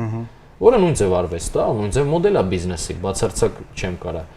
փնովեմ, բայց եթե մեկը մտածում է ոնց քո չափի վրա դեն, հոպս մի քիչ չաղացել է, կոպիտ ասացել է, հիմա լավ չի նստելու, օրինակ կենցաղային են բերում, ոնց այդտեղ ուղում ենք, էս ենք անում,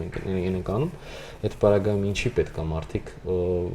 քիչ վարձատրվեն, որովհետև քո պատկերացմամբ դա հեշտ աշխատանքը չէ, դրանից պատկերացնենք ոնց ենք մենք աշխատում։ Դրա համար առաջին մասը մենք ցույց ենք տալիս։ Ինչից ենք սկսում երկրորդ, երրորդ փուլերը ու շատ բան ամեն օր փոխվել 3-4 տարվա վրա, որտեղ մենք կրթության վրա բավականին մեծ ջանք ու գումար ենք դրել։ Որտեղ մենք այլ ակտիվ չունենք։ Ու այդ պարագայում մենք հասկացանք ինչ կարանք անենք, մի հատ